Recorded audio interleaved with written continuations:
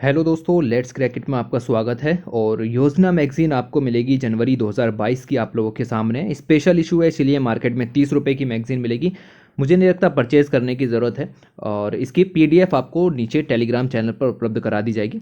इसका जो टॉपिक है वो लिया गया है आज़ादी का अमृत महोत्सव। तो पिछले 75 सालों में क्या क्या हुआ अलग अलग सेक्टर्स में, उसको यहाँ पर बताया गया है। ओके, लाइक इंडिया ने स्पेस पावर में क्या किया, एग्रीकल्चर पावर हाउस कैसे बना, इकोनॉमिक ट्रांसफॉर्मेशन कैसे आया, स्वदेशी एंटरप्रेन्योरशिप किस तरीके से यहाँ पर बढ़ी, उसके अलावा कास्ट के क्या इश्यूज थे, सिनेमा, मीडिया। कुछ आर्टिकल्स को इग्नोर भी करेंगे, पूरी मैगजीन इंपॉर्टेंट नहीं है।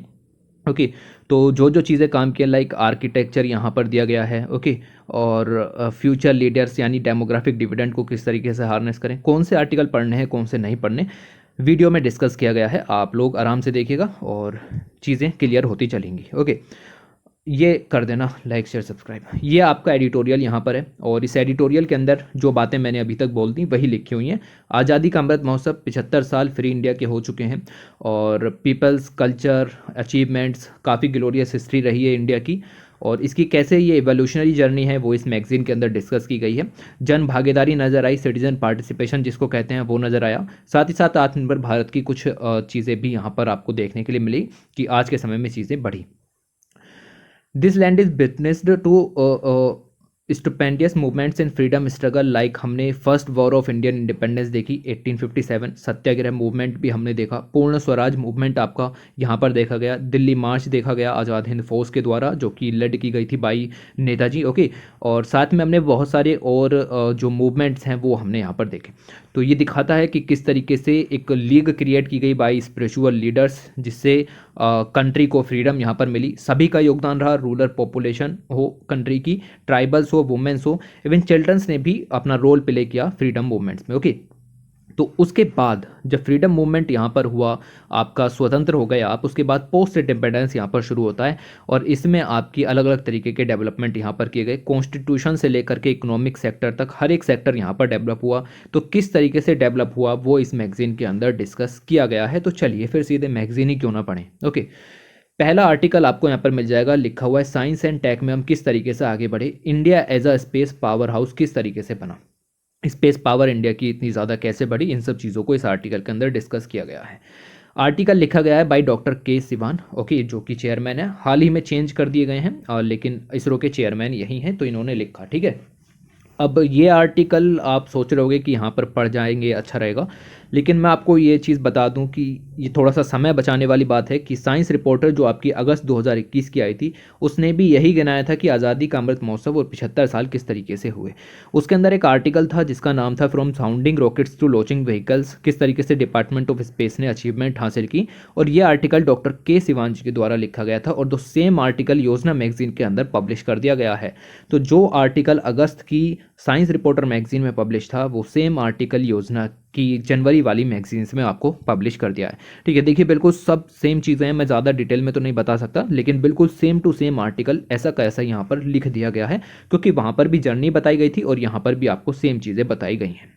ओके, थोड़ा सा आइडिया दे देता हूँ। जैसे कि आप यहाँ पर देखेंगे Indian national committee for space research यहाँ पर बनी 1962 के अंदर, तो सेम चीज़ें आपको मिलेंगी कि यहाँ पर भी यही सब चीज़ें हुई, और ऐसा ये आर्टिकल इस तरीके से लिखा गया। ओके, तो ये अगस्त की मैंने इस पर 4 घंटे की वीडियो बनाई थी। ठीक है, 4 घंटे की, और बहुत सारे सेक्टर्स के बारे में इसके अंदर कवर किया था। उसमें से एक सेक्टर डिपार्टमेंट ऑफ स्पेस भी है। तो इट इज़ अ रिक्वेस्ट यहाँ पर हम 30 मिनट या फिर 20 मिनट जो ना वेस्ट करें। ओके, और उसको आप यहाँ से कवर कर लें। ठीक है, तो इससे वीडियो की लेंथ भी छोटी हो जाएगी। वैसे मैं 1 मिनट फालतू ही बोल गया। ओके, आगे चलते हैं अगले आर्टिकल की तरफ। ये आर्टिकल सही है, इसको देख लेते हैं कि किस तरीके से डिफेंस सेक्टर में इंडिया की जो आर्म्ड फोर्सेस हैं वो आगे आई, और क्या क्या हुआ पिछले 75 सालों में, उनको यहाँ पर दिखाया गया है।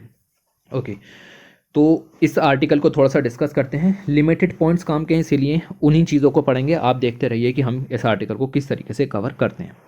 अफगान वार्स हुई, बैटल ऑफ सारागढ़ी हुई, ये सब बातें की जा रही हैं स्वतंत्रता से पहले की। बैटल ऑफ सारागढ़ी के बारे में अगर ना पता हो तो 1897 में ये लड़ी गई थी, और केसरी मूवी अगर आपने देखी हो तो वो इन्हीं चीज़ों के ऊपर बेस है। सिख सोल्जर्स की हमें इसमें भूमिका नजर आई। ओके, ब्रिटिशर्स ने उनको अलग अलग कैंपेन्स में यूज़ किया सिख सोल्जर्स को। अगर आपने केसरी मूवी ना देखी हो तो देखिएगा। ओके, ब्रिटिशर्स के अलग अलग कैंपेन्स थे, उन्होंने एशिया को हड़पा तो इंडियंस की सहायता ली, उन्होंने अफ्रीका को हड़पा तो उन्होंने इंडियंस की सहायता ली। ओके, तो इंडियन सेपॉइज जो हैं उनका वैल्यूर हमें नज़र आया। इसके अलावा ये तो चलो ऐसे योद्धा टाइप के हो गए, इसके अलावा हमारे जो पीस के अपोस्टल हैं, नॉन वायलेंस के अपोस्टल हैं महात्मा गांधी जी, उन्होंने भी ब्रिटिशर्स का साथ दिया। ये हम बता रहे हैं आपको स्वतंत्रता से पहले की। ओके, तो महात्मा गांधी जी ने बहुत सारे मेडिकल एम्बुलेंस कॉर्प्स यहाँ पर डेवलप किए, और जिनको इन्होंने यूज़ किया। ओके, और जिनको बेसिकली देखिए ये ब्रिटिशर्स के साथ में थे, ये चाहते थे कि ब्रिटिशर्स के साथ में रह करके ही स्वतंत्रता हमें हासिल हो सकती है, और इस तरीके से इन्होंने ये सब काम यहाँ पर किए। इन्होंने मैं कह सकता हूँ कि Natal Indian ambulance corps develop की। ओके, और ये जो कॉर्प्स है ये बेसिकली जहाँ पर ब्रिटिशर्स घायल हो जाते थे जा करके उनकी मदद करती थी। ठीक है, तो अफ्रीका में जब वॉर्स हुई, यहाँ पर आप देख सकते हैं सेकेंड बॉर बार्स थी 1899 1902 से, जूलू वॉर थी 1906 की, इन सभी में जाकर के इन्होंने यहाँ पर मदद की। सेकेंड वॉर बार जो अफ्रीका साउथ अफ्रीका और ब्रिटिशर्स के बीच में लड़ी गई थी, ठीक है, जब ये अफ्रीका को कब्जे में ले रहे थे, तो इन्होंने इंडिया की शक्ति को तो यूज़ किया, इंडिया के माइंड को भी यूज़ किया। ठीक है, ये चीज़ें हैं।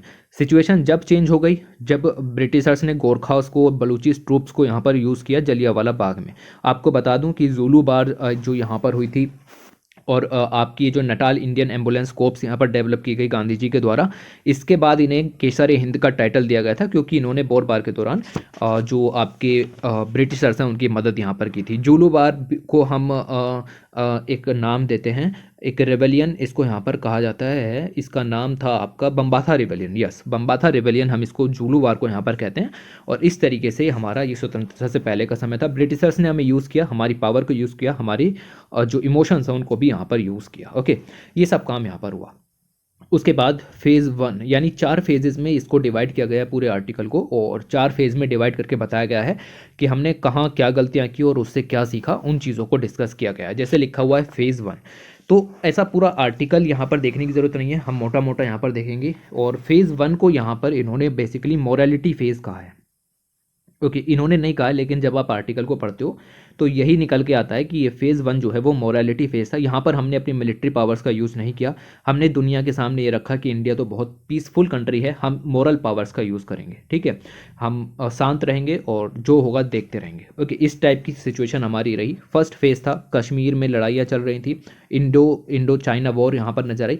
पहले फेज़ को हम यहाँ पर डिवाइड कर सकते हैं, अगर आप टाइम पीरियड देखें तो 47 से लेकर के 1947 से लेकर के आप 62 तक के फेज़ को यहाँ पर डाल सकते हो। ठीक है, ये फेज़ 1 आपका यहाँ पर हो सकता है। इस फेज़ के अंदर हमें दिखा कि हमारे जितने भी यंग और इनएक्सपीरियंस्ड इंडियन ऑफिसर्स थे उनको सीनियर पोजीशंस पर ऐसे ही प्रमोट कर दिया गया। ओके, ये सिचुएशन आपको देखने के लिए मिलेगी।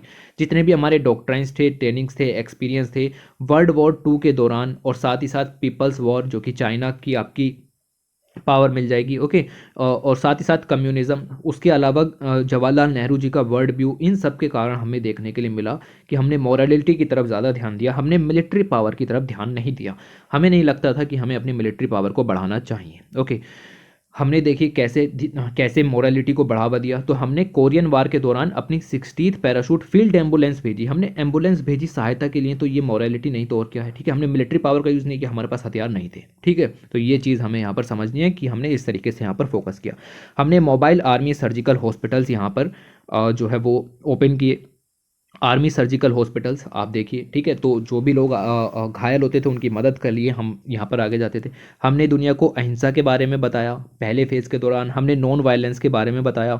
ठीक है, और could not have truly appreciated, और इसके कारण हम जो अपनी पेरीफेरी, हमारी जो बॉर्डर थे वहाँ पर जो सिक्योरिटी चैलेंजेस थे उनकी तरफ ज़्यादा ध्यान नहीं दिया गया। और इसी की आपको देखने के लिए मिलेगा कि इसके अलावा आप देखो कि हमने आर्मी के लिए बजट्स भी कट कर दिए। ठीक है, तो बजट में जो पैसा जाता वो भी आपने रिड्यूस यहाँ पर कर दिया।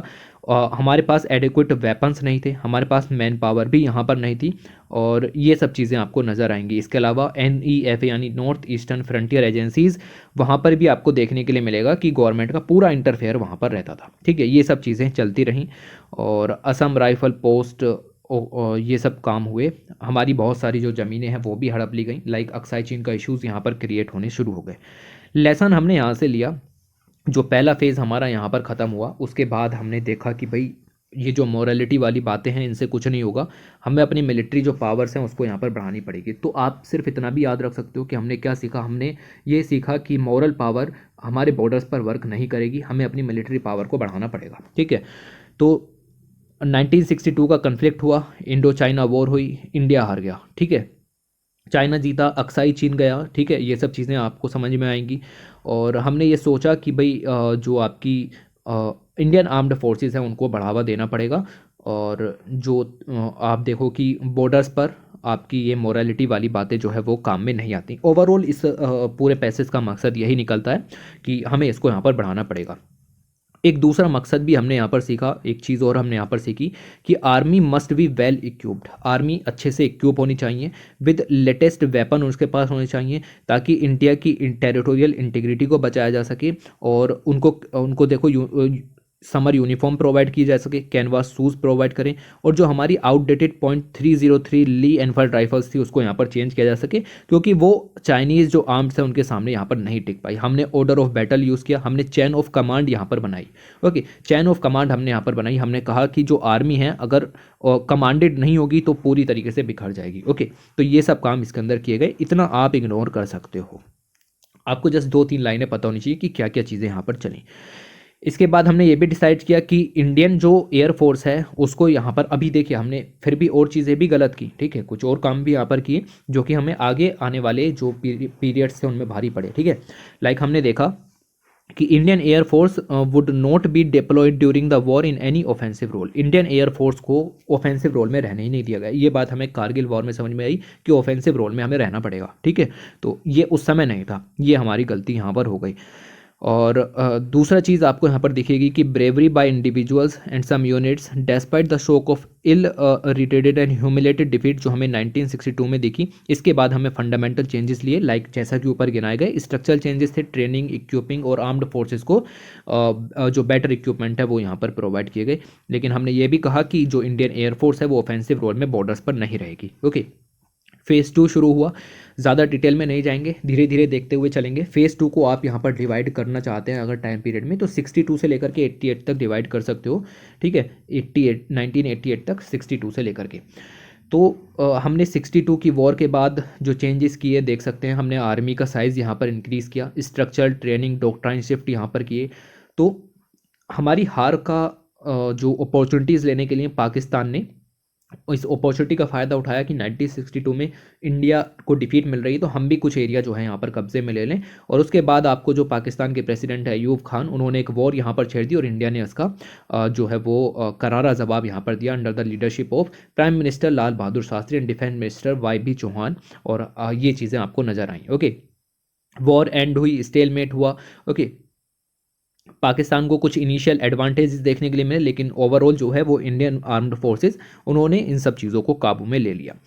पीस जो है वो पाकिस्तान के साथ एस्टेब्लिश की गई, लेकिन शॉर्ट लिव थी। 1971 में ये चीज़ें फिर से उभर करके आईं और वर्स्ट जीनोसाइड देखने के लिए मिला आपको ईस्टर्न पाकिस्तान के अंदर। ओके, तो आपका बांग्लादेश वहाँ से क्रिएट हुआ और तो और बहुत सारे जो रेफ्यूजीज़ हैं वो भी इंडिया में यहाँ पर एंटर कर गए। Okay, However, having failed the and in the face of Pakistan declaration of war on 3rd December 1971, India's armed forces ने एक लाइटनिंग कैंपेन लिया जिससे पाकिस्तान की हार यहाँ पर आपको नज़र आएगी।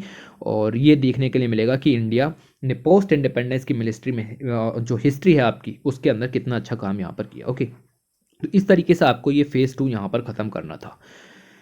Even though India's armed forces had delivered unqualified victory, अभी भी पाथ जो है वो चैलेंजेस से भरा हुआ था। आपको दिखेगा कि पूरा वर्ड यहाँ पर चेंज हो रहा था। लाइक सीनो यूएस रिप्रोचमेंट हुआ 1972 में, थर्ड अरब इसराइल वॉर हुई 73 में, ऑयल क्राइसिस देखने के लिए मिला। साथ ही साथ जो लंबे समय से वियतनाम वॉर यहाँ पर चल रही थी 1975 में वो ख़त्म हुई।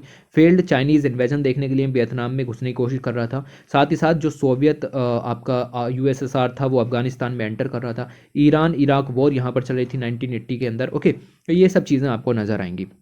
तो कुल मिला के समझ में आया कि पूरी दुनिया में ऐसा एक एनवायरनमेंट क्रिएट किया जा रहा है जिससे इंडिया को अपनी मिलिट्री प्रिपेयर्डनेस को बरकरार रखना पड़ेगा। पाकिस्तान और चाइना तो बिल्कुल सिर पे ही चढ़े बैठे थे। ठीक है, क्लोज टू और ये भी पास में भी आ रहे थे।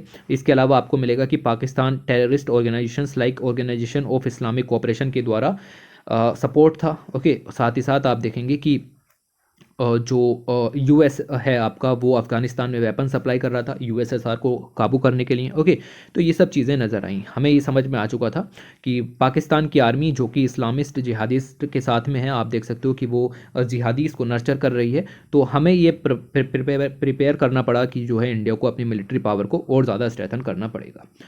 हमने आर्म्ड फोर्सेस को मॉडर्नाइजेशन करना शुरू किया। ओके, और इंडिया के बॉर्डर्स पर उनको यहाँ पर सपोर्ट किया, और जो अलग अलग नाइबर्स हैं उनको असिस्टेंस भी प्रोवाइड करनी शुरू की। अब हम यहाँ पर इंटरनेशनलाइज होने शुरू यहाँ पर हो गए। ओके, हमने श्रीलंका के अंदर इंडियन पीस कीपिंग फोर्सेस को यहाँ पर भेजा, और वहाँ पर जो सिचुएशन है उसको कंट्रोल किया, जिसकी वजह से हैवी लॉस देखने के लिए मिल रहा था। आपकी इंडियन आर्मी के भी जो जवान हैं वो वहाँ पर शहीद हो रहे थे, लेकिन उसके बावजूद भी ये सब चीज़ें चलती रहीं। उसके बाद ऑपरेशन कैक्टस भी लॉन्च किया मालदीव्स के अंदर, और यहाँ पर देखने के लिए मिलेगा कि जो एक कूप मालदीव के अंदर होने वाला था उसको यहाँ पर रोकने की कोशिश की गई। ओके, ये चीज़ें नज़र आएंगी। फिर फेज़ 3 यहाँ पर लॉन्च हुआ, और ये आप देख सकते हो, कोई टाइम पीरियड बांटने की ज़रूरत नहीं है, सिर्फ ऐसे ही चलता रहने दो। ओके, नया फेज़ यहाँ पर शुरू हुआ इंडियन आर्म्ड फोर्सेस का, और चाइना का चैलेंज यहाँ पर था। चाइना के पास अब नई तरीके के जो कह सकते हैं हेलीकॉप्टर्स यहाँ पर आ चुके थे, जो कि उन्होंने इम्पोर्ट किए थे। ओके, और पीपल्स लिबरेशन आर्मी के पास नए वेपन थे, इंक्लूडिंग यूएस मेड सिकोर्स की हेलीकॉप्टर्स। ओके, जो कि माउंटेन एरियाज़ में भी हेल्पफुल हो सकते थे, और हिमालय हमें चाइना से अलग करता है। इंडियन आर्म फोर्सेस की बात करें तो चैलेंज जो है वो मल्टीप्लाई हो चुके थे, कई सारे चैलेंजेस आपको नज़र आ रहे थे। लाइक पाकिस्तान का तो था, चाइना का भी था, नॉर्थ ईस्ट के अंदर इंसर्जेंसीज भी यहाँ पर बढ़ती चली जा रही थी। उसके अलावा टेररिज्म इन पंजाब भी यहाँ पर बढ़ रहा था। उसके अलावा इंटरनेशनल इश्यूज़ भी थे, लाइक ऑपरेशन पवन चलाना पड़ा और श्रीलंका के अंदर, और साथ ही साथ जो पाक sponsored cross border terrorism Kashmir के अंदर था उसको भी कंट्रोल करना पड़ा। तो ये सब जो चैलेंजेस थे उनको यहाँ पर शॉर्ट आउट करने की कोशिश की गई। पाकिस्तान का इन्वॉल्वमेंट कश्मीर में लगातार बढ़ता चला जा रहा था, और जिसके कारण हाइब्रिड वार यहाँ पर शुरू हुई इंडिया और पाकिस्तान के बीच। उसके बाद मेजर वॉर जो हुई वो सीधे के सीधे लेकर के आती है आपको। पाकिस्तान को हमने कंट्रोल रखा, पाकिस्तान की फ्रस्ट्रेशन हमें देखने के लिए मिली कारगिल के अंदर 1999 में। ओके, और यहाँ पर आपको देखने के लिए मिलेगा कि इंडियन आर्म्ड फोर्सेस ने इसको काफ़ी अच्छे से कब्जे में लिया। और जहाँ मैंने अभी आपसे बात की थी कि इंडियन जो एयर फोर्स है उसको यहाँ पर हम ऑफेंसिव मोड में, ऑफेंसिव रोल में नहीं रखेंगे, यहाँ पर ये सिचुएशन यहाँ पर चेंज करनी पड़ी, और कहा गया कि they had one hand tied behind their back, और इन्होंने इसको यहाँ पर जीता with the help of Indian air force. Okay, पहला पॉइंट तो ये आपको सहायता देखने के लिए मिली। दूसरी चीज़ यहाँ पर मिलेगी आपको कि हमने लाइन ऑफ कंट्रोल को क्रॉस भी नहीं किया। ठीक है, लाइन ऑफ कंट्रोल को क्रॉस किए बिना हमने इस वॉर को जीता। कारगिल एक्सपीरियंस से काफ़ी ज़्यादा क्वेश्चंस यहाँ पर उभरे। ओके, कई सारी चीज़ें यहाँ पर निकल करके आई about the effectiveness of intelligence gathering, कि हमारा जो इंटेलिजेंस गैदरिंग सिस्टम है वो अच्छा नहीं है, या फिर किस तरीके से रेगुलर पेट्रोलिंग की जाए इंडियन बॉर्डर्स पर। उस ये सारे इशूज़ को सॉर्ट आउट किया गया, और इसके लिए कारगिल रिव्यू कमेटी और ग्रुप ऑफ मिनिस्टर्स जैसी कमिटीज़ भी यहाँ पर गठित हुई। इन सारी कमिटीज़ ने मिलकर के कुछ सुधार किए, जैसे आप देख सकते हैं कि full time national security adviser का अपॉइंटमेंट किया गया, मल्टी एजेंसी सेंटर्स डेवलप किए गए, और साथ ही साथ tri service command in the Andaman and Nicobar island यहाँ पर की गई। ओके, ये सब चीज़ें थी। फिर भी उसके बावजूद आपको देखने के लिए मिलेगा 2008 का मुंबई अटैक, और उसके बाद हमने नेशनल सिक्योरिटी गार्ड को रिवैम्प किया और मैरीटाइम सिक्योरिटी को भी अपग्रेड किया। इंडियन कोस्ट गार्ड है, इंडियन नेवी है, उन सभी को आपने यहाँ पर जो है वो सुधार किया उसके अंदर। ठीक है, और ये चीज़ें आपको देखने के लिए मिलेंगी। फेज़ 4 की बात करते हैं, और फेज़ 4 आपका 2014 से लेकर के करंट सिनेरियो आपको देखने के लिए मिलेगा। हमने जितने भी बजट के पर्सपेक्टिव थे उन सभी को यहाँ पर बढ़ाया, ज़्यादा से ज़्यादा पैसा इंडियन नेवी और इंडियन कोस्ट गार्ड के ऊपर यहाँ पर खर्च किया जाने लगा। ओके, इसके अलावा सी माउंट टेररिस्ट अटैक को भी यहाँ पर रोका गया। जितनी भी थॉट प्रैक्टिसेस थी, लाइक पायरेसी वगैरह है, स्मगलिंग वगैरह है, ड्रग्स की, आर्म्स की, उसको यहाँ पर रोका गया। इसके लिए जो इंडिया की मैरीटाइम सिक्योरिटी है उसको इम्प्रूव किया गया। साथ ही इंडियन ओशन में चाइना की जो नेवी है उसको कंट्रोल करने के लिए भी कदम उठाए गए। पॉलिसी ऑफ जीरो टॉलरेंस यहाँ पर आपकी अडॉप्ट की गई क्रॉस बॉर्डर टेररिज्म को लेकर के। उसके बावजूद आपको देखने के लिए मिलेगा कि एलओसी पर आपको उरी अटैक देखने के लिए मिला। ओके, हमने ये चीज़ें आपको नजर आएंगी। This resulted in a cross LOC strike against terrorist camps in 2016 after an attack. तो उरी अटैक का हमने यहाँ पर बदला लिया। 2019 में आप यहाँ पर देखेंगे पुलवामा जो अटैक यहाँ पर हुआ सीआरपीएफ ट्रूप्स के अंदर, उस वहाँ पर हमने एयर पावर का यूज़ किया। तो अब हम समझ गए थे कि भाई नेवी जो है वो आपकी तो कंट्रोल कर ही रही है, एयर पावर का यूज़ भी हमें बॉर्डर एरियाज़ में करना पड़ेगा। ओके, उसके अलावा हम पाकिस्तान के खैबर पख्तूनख्वा इलाके में डायरेक्ट ही यहाँ पर जो एयर पावर स्ट्राइक हमने यहाँ पर की बालाकोट के अंदर देखने के लिए मिलेगी। ओके, तो इन सब चीज़ों के ज़रिए आप समझिए कि किस तरीके से आपके फेजेस जो हैं वो आगे बढ़े और ये चीज़ें आपको नज़र आनी शुरू हुई। इन रिसेंट ईयर्स अगर हम बात करें तो बहुत ज़्यादा वायलेशन देखने के लिए मिल रहा है। अगर हम देखें 2017 से 2020 के अंदर तो चाइनीज़ एग्रेशन आपको देखने के लिए मिलेगा। डोकलाम इशूज़, ये तो सब करंट अफेयर का पार्ट यहाँ पर शुरू हो जाता है। ओके, डोकलाम इशूज़ देखने के मिलेंगे। 2020 में जो गलवान वैली है वहाँ पर ईस्टर्न लद्दाख के अंदर चाइनीज़ एग्रेशन देखने के लिए मिलेगा पेंगोंग सो लेक पर। ओके, तो ये चीज़ें नज़र आती हैं और आज भी आप न्यूज़पेपर उठा के देख लोगे तो दिन की 2 खबरें तो इसी चीज़ के ऊपर यहाँ पर आपको देखने के लिए मिल जाएंगी। ओके, तो ये सब चीज़ें चली। इसके अलावा आर्म्ड फोर्सेस ने आत्मनिर्भर भारत के लिए भी यहाँ पर जो है वो दरवाजे खोले हैं और हम वाइड स्प्रेड मीजर्स यहाँ पर ले रहे हैं कि किसी भी तरीके से जो इंडिया का आर्मी सेक्टर है उसको मेड इन इंडिया बनाया जाए विद प्राइवेट सेक्टर का इन्वेस्टमेंट। ऑब्वियसली अकेले कुछ नहीं हो सकता। ओके, ये सब चीज़ें हैं। उसके अलावा डीआरडीओ जैसी एजेंसीज़ हैं वो अलग अलग तरीके के जो वेपन्स हैं जो कि मॉडर्नाइजेशन में काम आएंगे आर्मी की, उसके लिए यहाँ पर यूज़ किए जा रहे हैं। आत्मनिर्भर भारत इनिशिएटिव के अंदर defence manufacturing made in India हो उसके लिए कदम उठाए गए हैं। ओके, साथ ही साथ हमने डिफेंस को एक्सपोर्ट करना भी शुरू कर दिया गया है, तो इससे बेहतर कुछ भी नहीं हो सकता। अभी अभी खबर आई है कि वियतनाम हमसे ब्रह्मोस मिसाइल्स को यहाँ पर खरीदेगा। ठीक है, तो पहली बार आपको ऐसी कुछ खबर देखने के लिए मिल रही है, ये काफ़ी अच्छी बात है। ओके, इसके अलावा जेंडर इक्वलिटी भी आपको देखने के लिए मिलेगी। आर्म्ड फोर्सेस के अंदर हमने मेडिकल एजुकेशन कोर्प्स के अंदर तो वुमेंस को यहाँ पर पार्टिसिपेशन दे ही रखा है। उसके अलावा परमानेंट कमीशंस भी लॉन्च करने की बात है। आज भी न्यूज़पेपर में चीज़ें आती हैं। फ्लाइंग कॉम्बैट एयरक्राफ्ट में भी, नेवल वेसल डेप्लॉइंग के अंदर भी हमने यहाँ पर चीज़ें दी हैं। और नेशनल डिफेंस एकेडमी में अभी अभी डिसीजन आया जेंडर इक्वलिटी को किस तरीके से प्रमोट किया जा सके थे। तो जब भी आपसे पूछा जाए कि वुमेन पार्टिसिपेशन के बारे में तो ये सब चीज़ें आप लिख सकते हो। ऐसा डायरेक्ट क्वेश्चन मुश्किल है निकले, बट जैसा भी पॉलिटिक्स के बारे में पूछा कि वुमेन्स का पार्टिसिपेशन इन पॉलिटिकल सिनेरियो, तो ऐसा ही क्वेश्चन यहाँ से भी निकल सकता है। उसके अलावा 15 अगस्त 2019 को पीएम ने अनाउंस किया कि एक पोस्ट ऑफ डिफेंस स्टाफ यहाँ पर क्रिएट करेंगे और साथ ही साथ डिपार्टमेंट ऑफ मिलिट्री अफेयर्स भी क्रिएट करेंगे। तो ये कुछ क्या है, ये कुछ मेजर डिफेंस रिफॉर्म्स हैं जो कि ज़रूरी हो जाते हैं करंट सिनेरियोज को देखते हुए। इसके अलावा आप देख सकते हैं कि टेक्नोलॉजी का यूज़ आर्मी के अंदर यहाँ पर किया जाना चाहिए। नई जो टेक्नोलॉजी सेंट्रिक डेवलपमेंट है वो अगर आर्म्ड फोर्सेज के अंदर किए गए तो काफ़ी अच्छा रहेगा। नई टेक्नोलॉजीज़ के अंदर आर्टिफिशियल इंटेलिजेंस से युक्त कुछ इंफ्रास्ट्रक्चर, रोबोटिक्स और मशीनरी का use, internet of things, modern advance stand of weapons, surveillance technologies, ये सब हम यहाँ पर लॉन्च कर सकते हैं जिससे इंडियन आर्मी का मॉडर्नाइजेशन किया जा सके। ओके, तो ये आपको चीज़ें इतनी पता होनी चाहिए। लास्ट 70 ईयर्स में बहुत सारे चैलेंजेस देखने के लिए मिले और उन चैलेंजेस को हमने अपॉर्चुनिटीज़ में क्रिएट किया। तो ये भी आपको देखने के लिए मिलेगा। एक आउटस्टैंडिंग एंड कंसिस्टेंस फीचर जो इंडियन आर्म्ड फोर्सेस के अंदर में रहता है वो है इनका सेक्युलर ट्रेडिशन और साथ ही साथ अपॉलिटिकल प्रोफेशनलिज्म। ठीक है, ये दोनों की दोनों टर्म्स आप यहाँ पर यूज़ कर सकते हो, अच्छा इफेक्ट डालती हैं। ठीक है, तो अपॉलिटिकल प्रोफेशनलिज्म मतलब पॉलिटिक्स से कम जो है वो आपको इम्पैक्ट होना है इस चीज़ के बारे में, और सेक्युलर ट्रेडिशन भी आपको यहाँ पर देखने के लिए मिलेगा, और जबकि गवर्नमेंट आपकी सिविलियन हो तब। ठीक है, ये पॉइंट आप यहाँ पर मतलब ऐसा ऐसे आए तो आप इससे शुरू भी आप बात भी कर सकते हो, ये अच्छा रहेगा।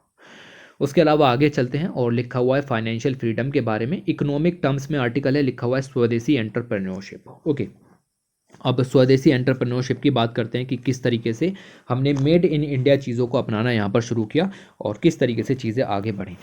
महात्मा गांधी जी जैसे लीडर्स यहाँ पर उभर के आए जिन्होंने नॉन वायलेंस का आईडी दिया, और साथ ही साथ जो स्वदेशी मूवमेंट्स हैं वो भी यहाँ पर लॉन्च किए गए। आर्टिकल के अंदर देखते हैं कि क्या चीज़ें डिस्कस यहाँ पर की गई हैं। तो आइडिया अगर हम बात करें, टर्म है जिसका नाम है इकोनॉमिक स्वदेशी, यानी कि इकोनॉमिक टर्म्स में स्वदेशी होना है, मेड इन इंडिया यूज़ करना है। इन सब चीज़ों के ऊपर बात यहाँ पर की गई है कि किस तरीके से हम स्वदेशी हुए पिछले 75 सालों में। ओके, तो ये चीज़ें आपको पता होनी चाहिए।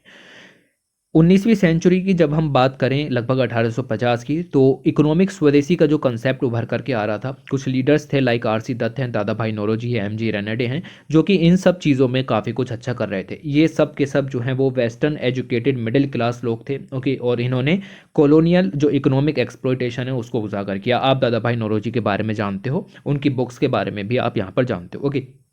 तो थोड़ा सा आर्टिकल सेंट्रिक रहने की कोशिश करते हैं। गोपाल हरि देशमुख जी थे, इन्होंने यहाँ पर इकोनॉमिक स्वदेशी जो टर्म है इसको यहाँ पर एडवोकेट किया 1949, यानी कि वही मिड आपकी जो 19th सेंचुरी है उसकी बात यहाँ पर चल रही है। साथ ही साथ देखिए, ये जितनी भी चीज़ें यहाँ पर हुई ये उन लोगों ने की जो कि वेस्टर्न फिलोसफी यानी वेस्टर्न एजुकेशन से जुड़े हुए थे, ठीक है। लाइक आपको मैंने इतने सारे नाम गिनाए, आर सी दत्त हैं, दादा भाई नौरोजी हैं, एम जी रानडे हैं, गोपाल हरि देशमुख जी हैं। इसके अलावा आर्य समाजिस्ट के ऐसे लोग जो कि कॉलेज फैक्शन में मानते थे। आर्य समाज दो भागों में डिवाइड हो गया था ड्यू टू द कि एजुकेशन की पॉलिसी कौन सी होनी चाहिए। एक ने कहा गुरुकुल पद्धति को अपनाएंगे, दूसरे ने कहा वेस्टर्न एजुकेशन को अपनाएंगे। तो वेस्टर्न एजुकेशन वाले जो लोग थे उन्होंने एंग्लो वैदिक कॉलेजेस का निर्माण किया, जिसके द्वारा उनको ये स्वदेशी जो इकोनॉमिक स्वदेशी वाला कंसेप्ट है उनके द्वारा जो है वो उभारा गया, ओके। ये चीज़ें नज़र आएंगी। अगर हम देखें प्री स्वदेशी मूवमेंट की बात करें, तो जो मिडिल क्लास थे वेस्टर्न एजुकेटेड पंजाबीज थे, जैसे लाला लाजपत राय जी हैं, लाला हरकिशन लाल जी हैं, लाला दयाल सिंह जी हैं, ओके। इन सभी ने मिलकर के पंजाब नेशनल बैंक यहाँ पर बनाया, जो पहला मेजर इंडियन ओन्ड बैंक था, ओके। ये चीज़ें यहाँ पर की।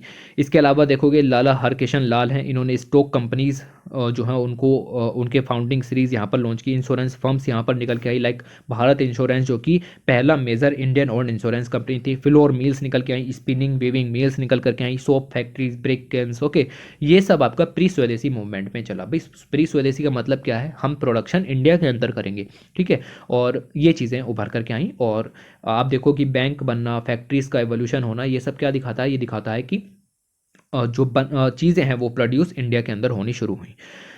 बॉम्बे की अगर हम बात करें, बॉम्बे में एक पारसी लॉयर थे जिनका नाम था आर्देशिर बुर्जोरजी सोराबजी गोदरेज, ओके। ये उभर करके आए और इन्होंने इंडिजीनियस मैन्युफैक्चरिंग के इंपॉर्टेंस को बढ़ाया। और आप इनके बारे में जानते हो, गोदरेज एंड बॉयस नाम की जो लोक मैन्युफैक्चरिंग फैसिलिटी है वो इनके द्वारा ही लॉन्च की गई, ओके। ऐसे ही कुछ और यहाँ पर लोग मिलेंगे जिन्होंने स्वदेशी मूवमेंट को बढ़ाने की कोशिश की, लाइक आचार्य प्रफुल्ल चंद्र राय हैं। ये अपने आप में केमिस्ट थे, और बंगाल केमिकल नाम की जो इंडिया की पहली फार्मास्यूटिकल कंपनी थी उसको यहाँ पर इन्होंने लॉन्च किया, ओके। ये चीज़ें आपको नज़र आएंगी। इसके अलावा टैगोर फैमिली थी, okay, some numbers of Tagore family, okay. और आपको मिल जाएंगे नाबा गोपाल मित्र, ओके। ऐसा सब ऐसा घुसना नहीं है इसके अंदर, बट समझो कि ऐसे चीज़ों की शुरुआत यहाँ पर होनी शुरू हुई। बहुत सारे लोगों ने यहाँ पर काम करना शुरू किया, लेकिन काफ़ी सारी चीज़ें फेल हुई। लेकिन दो फैमिलीज ऐसी थी, एक थी आपकी रॉय फैमिली और दूसरी आपको यहाँ पर मिलेंगी टैगोर फैमिली, जो कि आपकी सक्सेसफुल यहाँ पर हुई, ओके। आप देखो कि रॉय फैमिली ने राइस और जूट में ट्रेड को यहाँ पर बढ़ावा दिया, और टैगोर फैमिली ने जो है वो आपका inland river stream navigation services को बढ़ावा दिया, ओके। ये दोनों यहाँ पर सक्सेसफुल हुए। Even Bengali chemicals preceded the Swadeshi movement through it receive the massive boost during the Swadeshi movement, okay. ऐसा सब चीज़ें यहाँ पर निकल करके आती हैं। स्वदेशी एंटरप्राइजेज यहाँ पर बढ़नी शुरू हुई। आप देख सकते हैं कि जैसे ही पार्टीशन ऑफ बंगाल की बात हुई 1905 में, नेशनलिज्म बढ़ा। नेशनलिज्म बढ़ने के साथ साथ स्वदेशी मूवमेंट बहुत ही ज़्यादा तेज हो गया, जैसा कि आपने हिस्ट्री के अंदर भी पढ़ा होगा। बहुत सारे लीडर्स उभर करके आए, members of Tagore family, Rabindranath Tagore ji को इंक्लूड करके, ओके। सतीश चंद्र मुखर्जी की डॉन सोसाइटी है, और मैनी ऑर्गेनाइजेशंस, उन्होंने स्वदेशी फेयर्स यहाँ पर लगाने शुरू किए, ठीक है। स्वदेशी मेले, जिसमें सिर्फ और सिर्फ स्वदेशी गुड्स ही यहाँ पर बिकनी शुरू होंगी। स्वदेशी भंडार इनको कह सकते हो, इंडियन स्टोर्स के नाम से इनको खोला, लक्ष्मीर भंडार के नाम से इनको खोला गया। ट्रेडिशनल क्राफ्ट को उभारा गया। लैंडलॉर्ड्स थे, प्रोफेशनल्स थे, ये सब साथ मिलकर के आए और इन्होंने short lived Bengal national bank यहाँ पर ओपन किया। हालांकि शॉर्ट लिव्ड था लेकिन ओपन तो किया। उसके अलावा नेशनल इंश्योरेंस कंपनी और फेमस हिंदुस्तान कोऑपरेटिव इंश्योरेंस यहाँ पर निकल करके आए। अगर हम बात करें, लेकिन ब्रिटिश डोमिनेंस काफ़ी ज़्यादा था। शिपिंग लाइंस के अंदर ब्रिटिशर्स ने पूरी तरीके से मोनोपोली यहाँ पर उभार करके रखी थी। British dominance of shipping lines was a matter of deep discontent, okay, specially in the riverine east Bengal despite the collapse of Jyotindra Nath venture. मैंने अभी आपको बताया कि ज्योतिन्द्र नाथ और टैगोर फैमिली ने साथ में मिलकर के आपका ये काम किया, inland river steam navigation services, जिसमें कि ब्रिटिशर्स की मोनोपोली यहाँ पर थी, उनका डोमिनेंस यहाँ पर था। ये जो टैगोर फैमिली है, इनका लक्ष्य यहाँ पर आपको देखने के लिए मिलेगा कि they were enable to sustain. Okay, जो टैगोर फैमिली थी वो अनेबल रही, आपका जो ब्रिटिश डोमिनेंस है वो यहाँ पर कायम लगा, लेकिन एक तरीके से शुरुआत तो यहाँ पर है। ओके, तो ये चीज़ें आपको नज़र आएंगी कि उसमें मोनोपोली यहाँ पर बनी रही। उसके अलावा बंगाल के कुछ लीडिंग लैंडहोल्ड्स थे, बिजनेसमैन थे, पॉलिटिकल लीडर्स थे, वो साथ मिलकर के आए। उन्होंने बंगा लक्ष्मी कॉटन मिल्स यहाँ पर ओपन की। एक की भी डेट याद रखने की ज़रूरत नहीं है, कभी आप सोचो तो बहुत ज़्यादा नॉलेज हो गई, लेकिन सिर्फ पढ़नी है। ओके, याद रहती है तो ठीक है, नहीं रहती है तो ठीक है, लेकिन समझ में आएगा कि हाँ कैसे चीज़ें चली। यहाँ पर कॉटन मिल्स बननी शुरू हुई और जो ब्रिटिशर्स की मोनोपोली थी उसको यहाँ पर तोड़ा गया, और बंगाल के अंदर जो British cotton mills only Britishers की ही थी उनको यहाँ पर ख़त्म किया गया। फिर ये आपको समझ में आएगा कि जो बिगेस्ट बेनिफिशरी थे मैनचेस्टर क्लॉथ के, वो बॉम्बे और अहमदाबाद से निकल करके आए, और अहमदाबाद एक टेक्सटाइल मिल्स के रूप में यहाँ पर अच्छा उदय देखने के लिए मिला।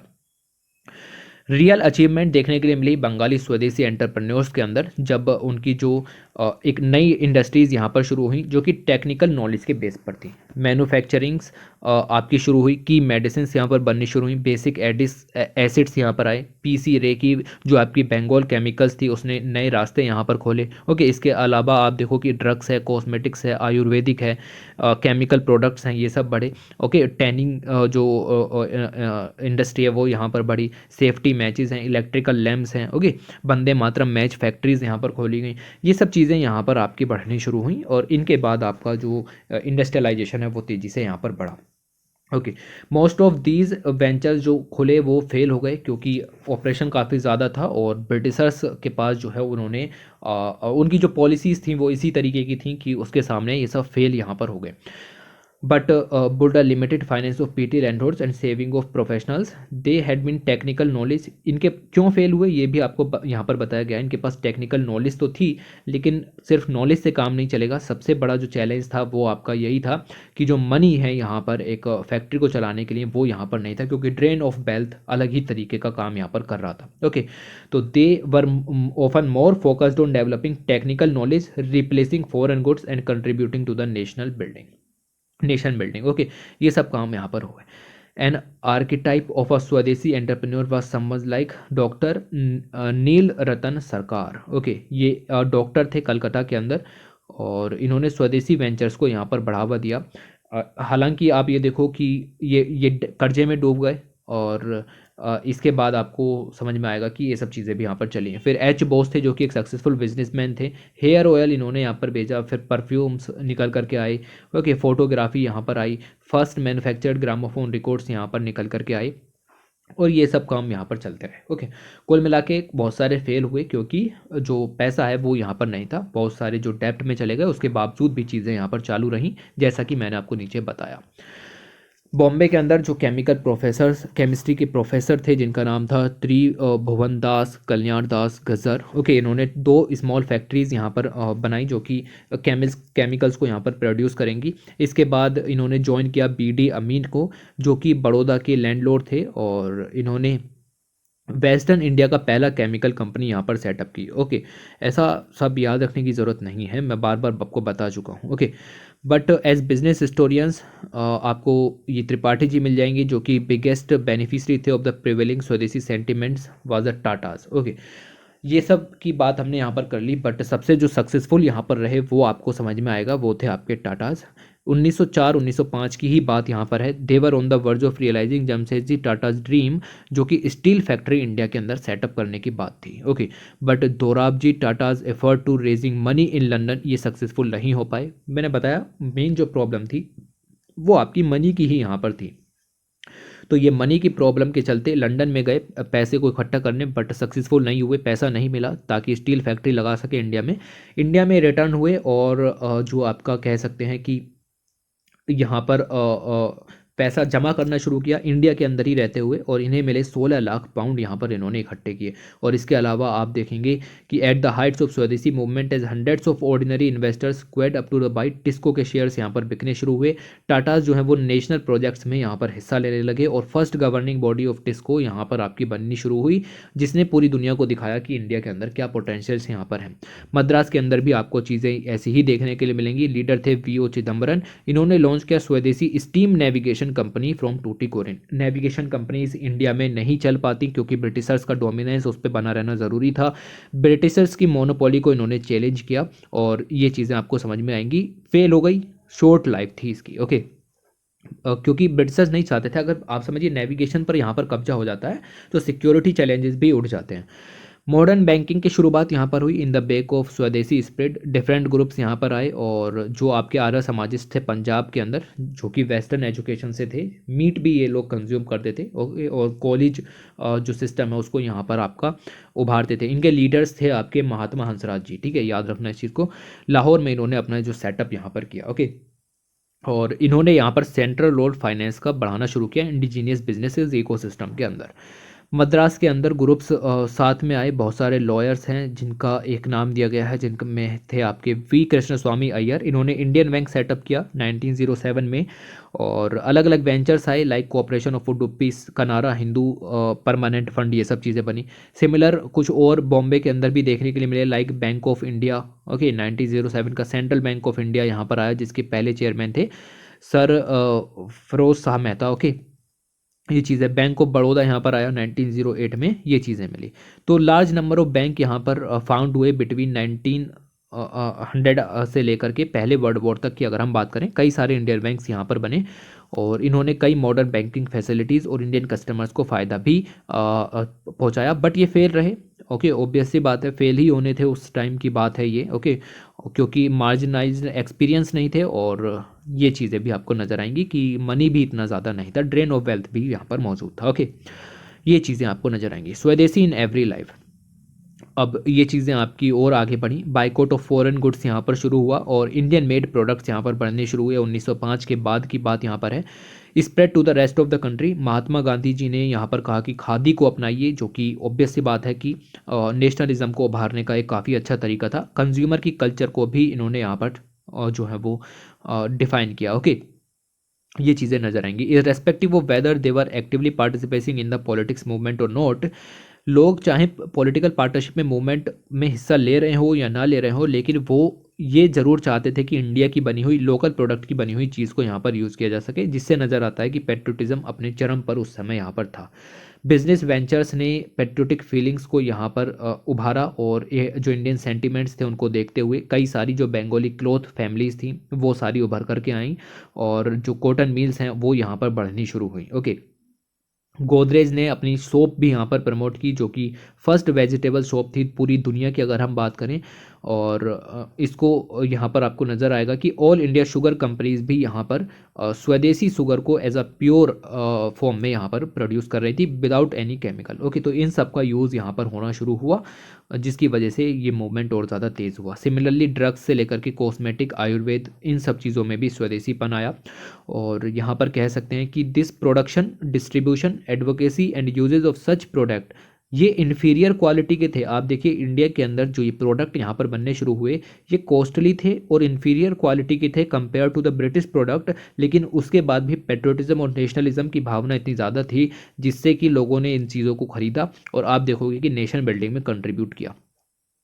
एक और सिनेरियो उभर करके आया, स्वदेशी एंटरप्राइजेज बढ़ी 1930 में।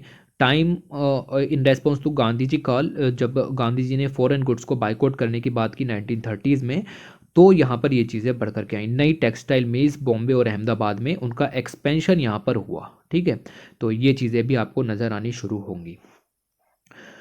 उस apart from a variety of other experiment, two major ventures stood out, दो बड़े वेंचर्स यहाँ पर उभर करके आए। लाइक एक थे वाल चंद्र हीरा चंद्र जी का, जो कि स्टूडेंट थे दादा भाई नौरोजी के और एम जी रानाडे के। इन्होंने नेशनलिस्ट अप्रोचेस के चलते इसका इंडिया स्टीम नेविगेशन कंपनी यहाँ पर ओपन की। ओके, और इन्होंने जो ब्रिटिशर्स की मोनोपोली थी या फिर डिस्क्रिमिनेटरी पॉलिसीज़ थी उनको यहाँ पर हटाया। ओके, और जो शिपिंग लाइंस थी उनको यहाँ पर एस्टेब्लिश किया, ब्रिटिशर्स जो शिपिंग लाइंस थी उनको यहाँ पर इग्नोर करते हुए। Taking advantage of the opportunities presented by the second world war, और इन्होंने लॉन्च किए कई सारे प्रोजेक्ट। इंडिया का पहला मॉडर्न शिपयार्ड यानी हिंदुस्तान शिपयार्ड जो कि आज भी कायम है, first car factory, first aircraft factory in Bangalore. Okay, ये सब चीज़ें इन्होंने यहाँ पर ओपन कर दी सेकेंड वर्ल्ड वार का फ़ायदा उठाते हुए। अनदर रिमार्केबल वेंचर, दो वेंचर्स यहाँ पर आए। एक तो वालचंद हीराचंद जी का आपको मिल गया, दूसरा आपको मिलेगा रिमार्केबल वेंचर जो था वो था chemical, industrial and pharmaceutical laboratories यहाँ पर आई। ये फाउंड की गई बाय ख्वाजा अब्दुल हमीद जी के द्वारा, जो कि साइंटिस्ट थे। 1935 की हम बात करें, 1930 से आगे आ गए हैं हम, ओके। और महात्मा गांधी जी के क्लोज एसोसिएट थे, इन्होंने ये सब काम किया। कुल मिला के अगर हम बात करें, पहले वर्ल्ड वॉर के बाद large number of Indian businesses made the crossover from trading to manufacturing से हम यहाँ पर शिफ्ट होना शुरू कर गए। पहले हम ट्रेडिंग किया करते थे, लेकिन उसके बाद मैन्युफैक्चरिंग यानी इंडिजीनियस मैन्युफैक्चरिंग की बात यहाँ पर शुरू होने लगी। महात्मा गांधी जी के नॉन वायलेंस को देखते हुए, साथ ही साथ उनके आइडिया ऑफ ट्रस्टशिप को देखते हुए, इंडियन बिजनेस एलाइट जो है वो उनके साथ प्रभावित हुए। और इन लोगों ने मिलकर नए businessman like G D. Birla, Jamshed ji Bajaj और गांधी जी के जो क्लोजेस्ट एसोसिएट ये लोग रह चुके थे। बट बाय द लेट 1930 ये साफ हो चुका था कि ब्रिटिश राज के दिन कुछ ज़्यादा नहीं बचे हैं। तो आपको समझ में आएगा कि the nation building had to be joint exercise, political और इंडस्ट्रियलिस्ट का जॉइंट वेंचर अब हमें यहाँ पर लॉन्च करना पड़ेगा, ओके। तो 1930s के बाद ही ये चीज़ें शुरू में हुई कि पॉलिटिक्स और इंडस्ट्रियलिस्ट अलग अलग वर्क नहीं कर सकते, इनको साथ में मिलकर के ही काम करना पड़ेगा। और दो मेजर लैंडमार्क्स यहाँ पर हुए। 1938 में कांग्रेस जो है वो हेड की जा रही थी भाई सुभाष चंद्र बोस जी के द्वारा, और इन्होंने नेशनल प्लानिंग कमीशन यहाँ पर under the chairmanship of Jawaharlal Nehru launch किया। इसके अंदर आप देखो कि प्रोमिनेंट इंडस्ट्रियलिस्ट लाइक पुरुषोत्तम दास, ठाकुर दास, वॉलचंद, हीराचंद, A.D. श्रॉफ जैसे कुछ लीडर्स यहाँ पर आपके इंडस्ट्रियलिस्ट जो हैं वो पॉलिटिकल जो सेटअप है उसमें पार्टिसिपेट किए। इसके अलावा 1944-45 की अगर हम बात करें तो 8 leading industrialist including J.R.D. Tata और अदर्स, इन्होंने यहाँ पर ब्लूप्रिंट तैयार किया इंडिपेंडेंट इंडिया की इकोनॉमिक डेवलपमेंट का। बॉम्बे प्लान यहाँ पर लॉन्च किया गया, जिससे कि एग्रीकल्चर आउटपुट को डबल करना था और इंडस्ट्रियल सेक्टर में 5 फोल्ड इंक्रीज लाना था अगले 5 साल के अंदर। और ये सब जो कहा गया कि विदाउट स्टेट के, बिना सपोर्ट के ये सब काम होगा, this would not be possible. Bombay plan के अंदर ये बात कही गई थी कि स्टेट के सपोर्ट के बिना ही काम सॉरी मैं यहाँ पर आपको दोबारा से क्लियर करता हूँ, ठीक है। बॉम्बे प्लान के अंदर बात की गई कि स्टेट का सपोर्ट नहीं लिया जाएगा और इकोनॉमिक एक्टिविटीज़ की जाएंगी। लेकिन जब ये 8 इंडस्ट्रियलिस्ट यहाँ पर मिले, इन्होंने कहा कि बिना स्टेट के सपोर्ट के ये कुछ भी पॉसिबल नहीं है कि हम एग्रीकल्चर आउटपुट को डबल कर सकें, ओके। तो ये चीज़ें समझ में आएंगी कि मिक्स्ड इकोनॉमी सिस्टम यहाँ पर शुरू हो गया, ओके। इसके अलावा बहुत सारे जो हमें सक्सेसफुल देखने के लिए मिली, आप देख सकते हो कि ये कंक्लूजन पॉइंट है। और कंक्लूजन पॉइंट में यही है जो हमने यहाँ पर चीज़ें पढ़ी कि किस तरीके से हमने एडवांटेज लिया ऑफ द एक्यूमुलेटेड कैपिटल का, controlled of distribution and raw material, large traders belonging the trading communities gradually shift to entrepreneurship. Trading से लेकर के किस तरीके से मैन्युफैक्चरिंग की तरफ गए, ऐसा क्वेश्चन निकल सकता है और पूछा गया तो अब आप आराम से यहाँ पर लिख पाओगे, ठीक है। तो ये पॉइंट आपको पता होना चाहिए। इसके अलावा फूड सिक्योरिटी की तरफ चलते हैं। Food security global agriculture power house के रूप में उभर करके आई और किस तरीके से ये सब काम हुए उसके बारे में जानने की कोशिश करते हैं। तो इंडिया की अगर हम बात करें तो इंडिया के पास पूरी दुनिया की 18% पॉपुलेशन है, जबकि हमारे पास सिर्फ 2.4% ही ग्लोबल लैंड है, साथ ही साथ 4% वाटर रिसोर्सेज हमारे पास हैं। उसके बावजूद हम दुनिया की 18% पॉपुलेशन को इफ़िशिएंटली फीड कर पा रहे हैं, लेकिन नहीं थे, ठीक है। ये चीज़ें आपको यहाँ पर पता होनी चाहिए। ये एक इंट्रो यहाँ पर हो जाता है जो कि जनरली काफ़ी ईजी है। हमने एग्रीकल्चर सेक्टर के अंदर देखें बहुत सारे लैंड रिफॉर्म्स लिए हैं, प्रोग्रेसिव और इंक्लूसिव पॉलिसीज़ यहाँ पर अपनाई हैं, साइंस एंड टेक का एप्लीकेशन के जरिए प्रोडक्टिविटी प्रोडक्शन को इम्प्रूव किया। कैसे किया अभी देखेंगे। उसके बाद हम आज की अगर हम बात करें, जूट है, मिल्क है, पल्स है, इन सभी में हमारी रैंक जो है वो पहले नंबर पर आती है। Cotton, sugar cane, ground nut, इन सभी में सेकंड नंबर पर आती है। हम सेकंड पोजीशन होल्ड करते हैं ग्लोबल फ्रूट एंड वेजिटेबल के प्रोडक्शन में, और साथ ही साथ हमारी रैंक हाई है मैंगो, बनाना, पपाया, लेमन के अंदर, ओके। ये सब कुछ इंट्रोडक्शन यहाँ पर दिया गया था। With many feathers in the cap, agriculture sector की अगर हम बात करें तो बहुत ही इंपॉर्टेंट सेक्टर है ये कंट्री लाइक इंडिया के लिए, okay. But the situation at the time of independence was quite deplorable. लेकिन जो सिचुएशन आज है, ऐसी सिचुएशन इंडिपेंडेंस के समय पर नहीं थी। और ये इसलिए था क्योंकि देखने के लिए मिलेगा दो चीज़ें हैं, एक तो रिकरेंट फेमाइंस देखने के लिए मिल रहे थे, उसके अलावा जो मेजर व्हीट और राइस ग्रोइंग एरिया था वो पाकिस्तान में चला गया था due to the partition, okay. 1950 से लेकर के 51 की बात करें तो हम सिर्फ 50 मिलियन टन फूड ग्रेन का प्रोडक्शन कर पाते हैं, लेकिन ये बिल्कुल कर पाते थे, ये बिल्कुल भी सफिशिएंट नहीं था कि हम 350 मिलियन लोगों को खिला पाएँ, ओके। ये चीज़ें आपको नज़र आएंगी। To save its growing population from hunger, India ने इंपोर्ट किया फूड ग्रेन को, और हमें ये कहा जाता था कि हम जो है सिर्फ शिप टू माउथ लिविंग जो पॉपुलेशन हम यहाँ पर बन चुके थे इंडिया, यानी हम इंपोर्ट करते थे और कंज्यूम करते थे। मीनवाइल आपको नज़र आएगा इंडिया की कुछ लीडरशिप ऐसी आई कि हमने कुछ इंपॉर्टेंट स्टेप्स को यहाँ पर देखा, और एग्रीकल्चर के अंदर नेशनल फूड सिक्योरिटी एक्ट की हमने यहाँ पर बात करनी शुरू की। Proclaimed everything can wait but not agriculture, इस चीज़ को लेकर के कि हर एक चीज़ वेट कर सकती है बट बिना एग्रीकल्चर के कुछ भी नहीं होगा। ओके, हमने थोड़े थोड़े मीजर्स लेने शुरू किए, लाइक हमने अपना जो इरिगेशन फैसिलिटीज़ है उसको इम्प्रूव करना शुरू किया। एग्रीकल्चर के अंदर साइंटिफिक टेम्पर को थोड़ा सा लेकर के आने की कोशिश की, एलाइड सेक्टर को भी मजबूत किया, रिसर्च एंड डेवलपमेंट के नेटवर्क को भी बढ़ाने की कोशिश की, मतलब तेज करने की कोशिश की। ओके, साथ ही साथ एग्रीकल्चर एजुकेशन फैसिलिटीज़ और एक्सटेंशन सर्विसेज फार्मर्स के लिए बढ़ाने की कोशिश की। In our land of traditional agriculture it was first recognized as a subject of scientific improvement 1871, स्वतंत्रता से पहले बल्कि 1871 में इसको सब्जेक्ट ऑफ साइंटिफिक इम्प्रूवमेंट यहाँ पर एस्टेब्लिश किया गया था, जब ब्रिटिश रूलर्स ने एस्टेब्लिश किया department of revenue and agriculture and commerce. ये इन्होंने इसलिए ही कहा था कि मेनली जो एग्रीकल्चर सेक्टर से रिवेन्यू पर फोकस किया जा सके। इनफैक्ट ब्रिटिशर्स ने जो है वो फेमाइन के टाइम पर भी नहीं बख्शा, कह सकते हैं, ठीक है, rather desirable direct agriculture towards the production of raw material for British industries. तो ब्रिटिशर्स की जो इंडस्ट्रीज थी वो तभी चल पाती जब उनको रॉ मटेरियल मिलता, और रॉ मटेरियल उनको एग्रीकल्चर सेक्टर से यहाँ पर मिला। इंपीरियल बैक्टीरियोलॉजिकल लेबोरेटरी सेटअप की गई पुणे के अंदर, और लेटर इसको ICAR Indian veterinary research institute जो कि इज्जत नगर बरेली के अंदर है उसके अंदर तब्दील कर दिया गया। Imperial agriculture research institute establish किया गया पूसा 1905 के अंदर और समस्तीपुर में, और इसको अब जो है वो ICAR Indian agriculture research institute Nai Delhi के नाम से जाना जाता है। Okay, imperial institution of animal husbandry dairying 1923 में सेटअप किया गया, और ये अब जो है वो नेशनल डेयरी रिसर्च इंस्टीट्यूट जो कि करनाल हरियाणा के अंदर है वहाँ उस नाम से जाना जाता है।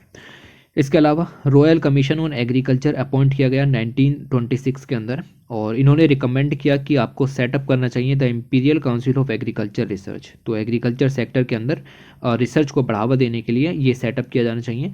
इसके चलते central research coordination agency setup की गई 1929 के अंदर, जिसको लेटर रीनेम कर दिया गया Indian council of agriculture research ICAR, जो प्रेजेंट में यहाँ पर वर्क करता है, 1929 में यहाँ पर बना था। ओके, अलग अलग क्षेत्र में रिसर्च का यहाँ पर काम किया गया, चाहे वो एग्रीकल्चर हो या फिर एनिमल हस्बेंड्री से लेकर के ये सब चीज़ें। उसके अलावा हमें पता चला कि हमें एजुकेशन के लिए भी करना पड़ेगा एग्रीकल्चर के अंदर, तो उसके लिए भी हमने यहाँ पर वेटेनरी कॉलेजेस वगैरह यहाँ पर बनाए। अलग अलग प्रोविंसेस के अंदर आपकी अलग अलग इंस्टीट्यूशंस बने, like sugar cane breeding station found हुआ 1912 में। ओके, 1912 कोयम्बटूर के अंदर, जो कि अब जो ICAR के अंदर शुगर केन ब्रीडिंग इंस्टीट्यूट के रूप में यहाँ पर है। इसके अलावा राइस रिसर्च स्टेशन एस्टेब्लिश हुआ 1911 में। ओके, इसके अलावा और चीज़ें भी आपको मिल जाएंगी, ऐसा सब याद रखने की जरूरत नहीं, बट इस तरीके से यहाँ पर काम हुए। ये सब काम प्रोविंसेस और ब्रिटिश अथॉरिटी के अंदर में हुए। बहुत सारी कमर्शियल क्रॉप्स के लिए सेमी ऑटोनोमस बॉडीज़ यहाँ पर बनाई गई, और ये सब चीज़ें भी यहाँ पर चलती रहीं अलग अलग सेक्टर के लिए कि किस तरीके से फाइबर फूड क्वालिटी को इम्प्रूव किया जाए और ज़्यादा से ज़्यादा रॉ मटेरियल को यहाँ पर सप्लाई किया जाए। They establish their own specific research institution, ताकि एडवांस रिसर्च को बढ़ावा दिया जा सके। नई कॉटन टेक्नोलॉजीज़ के लिए रिसर्च लेबोरेटरी बॉम्बे में बनाई गई। लैक रिसर्च इंस्टीट्यूट रांची के अंदर, जूट रिसर्च इंस्टीट्यूट ढाका के अंदर यहाँ पर सेटअप किया गया। तंबाकू रिसर्च इंस्टीट्यूट भी आपके इस तरीके से सेटअप किए गए, और शुगर केन रिसर्च के लिए लखनऊ में इंस्टीट्यूट सेटअप किए गए। ओके, तो ये सब रिसर्च यहाँ पर आपकी चल रही थी। On the agriculture education front आप देखो कि जो पहली एग्रीकल्चर स्कूल है वो आपका सेटअप एट चेन्नई के अंदर 1868 में यहाँ पर ओपन किया गया। ओके, इसको बाद में कोयम्बटूर में रिलोकेट कर दिया गया 1906 के अंदर। उसके बाद department of teaching agriculture in colleges of science Pune के अंदर फाउंड किया गया। एक सीरीज लॉन्च की गई एग्रीकल्चर कॉलेजेस की अलग अलग जगह पर, लाइक नागपुर से लेकर के कानपुर तक 1901 से लेकर के 05 तक। But research activities could not be carried out due to the lack of scientific and technical man power and facilities. Okay, ये चीज़ें भी आपको नज़र आएंगी कि रिसर्च यहाँ पर इतनी ज़्यादा नहीं हो पाई। किस तरीके से हम यहाँ पर टूवर्ड सेल्फ रिलायंस चले आफ्टर इंडिपेंडेंस, मेन चीज़ अब यहाँ पर शुरू होती है। आफ्टर इंडिपेंडेंस की अगर हम बात करें तो एग्रीकल्चर डेवलपमेंट पर स्पेशल फोकस किया गया। सेल्फ रिलायंस किस तरीके से हासिल की जाए फूड ग्रेन पर, स्पेशली व्हीट और राइस पर, उस पर फोकस यहाँ पर किया गया। पहला 5 ईयर प्लान लॉन्च किया गया। हमने कहा एग्रीकल्चर की ग्रोथ चाहिए। ओके, बाकी के सेक्टर को इग्नोर कर सकते हैं, बट सबसे पहले आपको एग्रीकल्चर के लिए ग्रोथ चाहिए। इरिगेशन प्रोजेक्ट लॉन्च किए गए, कई सारे आपको देखने के लिए मिलेगा कि पहला जो आपका 5 ईयर प्लान था वो इन्हीं चीज़ों के ऊपर बेस्ड था। कोऑपरेटिव क्रेडिट इंस्टीट्यूशंस प्रोवाइड किए गए ताकि बेटर फाइनेंसिंग प्रोवाइड की जा सके। एग्रीकल्चर सपोर्ट सिस्टम्स लॉन्च यहाँ पर किए गए। उसके बावजूद अगर हम देखें, हमने लगभग 70 million ton of food grain का प्रोडक्शन किया, सब चीज़ों को इंक्लूड करके। ओके, 50 था 1947 की अगर हम बात कर लें, इसको बढ़ा के हमने 70 कर लिया। कब? 56 तक। ओके, 1956 तक अगर हम बात करें, लेकिन पॉपुलेशन भी बढ़ रही थी। अब ये भी कम पड़ने लगा। ठीक है, 50 से 70 कर लिया, लेकिन ये सफिशिएंट नहीं था।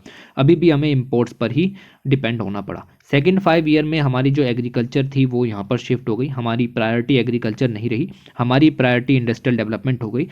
और इस चीज़ से आपको समझ में आएगा कि इकोनॉमी को बूस्ट करने की बात यहाँ पर शुरू हुई। ड्यूरिंग 1960s अगर हम बात रहें तो हमने यूएसए के अंदर यूएसए से इंपोर्ट चालू रखे। एक स्कीम लॉन्च की थी जिसका नाम है PL 480 स्कीम। ओके, इस स्कीम के अंदर आपको देखने के लिए मिलेगा कि हमने फूड ग्रेन का प्रोडक्शन और उसका इंपोर्ट यहाँ पर चालू रखा यूएसए से। इन एंड अराउंड 1965 की अगर हम बात करें, कंट्री के अंदर 3 मेजर चीज़ें देखने के लिए मिली फूड फ्रंट पर। अगर हम देखें, पहला, बहुत सारे ड्रॉट्स यहाँ पर आए, पाकिस्तान के साथ वॉर हुई, और यहाँ पर आपको मिलेगा कि यूएसए ने हमें जो व्हीट है उसकी डिलीवरी करने से मना कर दिया, या फिर रेस्ट्रिक्शंस बहुत ज़्यादा लगा दी, जिसको मॉडर्न डे में टैरिफ का नाम दिया जाता है। ओके, ये चीज़ें यहाँ पर हुई। उसके अलावा फेमाइंस भी देखने के लिए मिले, और हंगर वगैरह की प्रॉब्लम भी यहाँ पर देखने के लिए मिली। कुल मिला के जैसे तैसे करके हमने 10 million ton of food grain का प्रोडक्शन कर लिया 1966 में, डेस्पाइट इतनी सारी चैलेंजेस हमारे पास थे। थर्ड 5 ईयर प्लान लॉन्च किया गया। गवर्नमेंट ने बहुत सारी कमिटमेंट की कि फूड ग्रेन प्रोडक्शन में सेल्फ लैंड बनेंगे, टेक्नोलॉजिकल इंटरवेंशन लेंगे, साइंस का यूज़ करेंगे, फार्म लेवल पर पॉलिसीज़ यहाँ पर लॉन्च की जाएंगी। गवर्नमेंट ऑफ इंडिया ने मैक्सिकन गवर्नमेंट का यहाँ पर यूज़ लिया। मैक्सिको की व्हीट वेराइटीज़ को यहाँ पर इंट्रोड्यूस किया गया फील्ड के अंदर, और ये सब काम किया गया under renowned American agronomist doctor Norman E Borlaug की देखरेख में। ये सब काम यहाँ पर हुआ।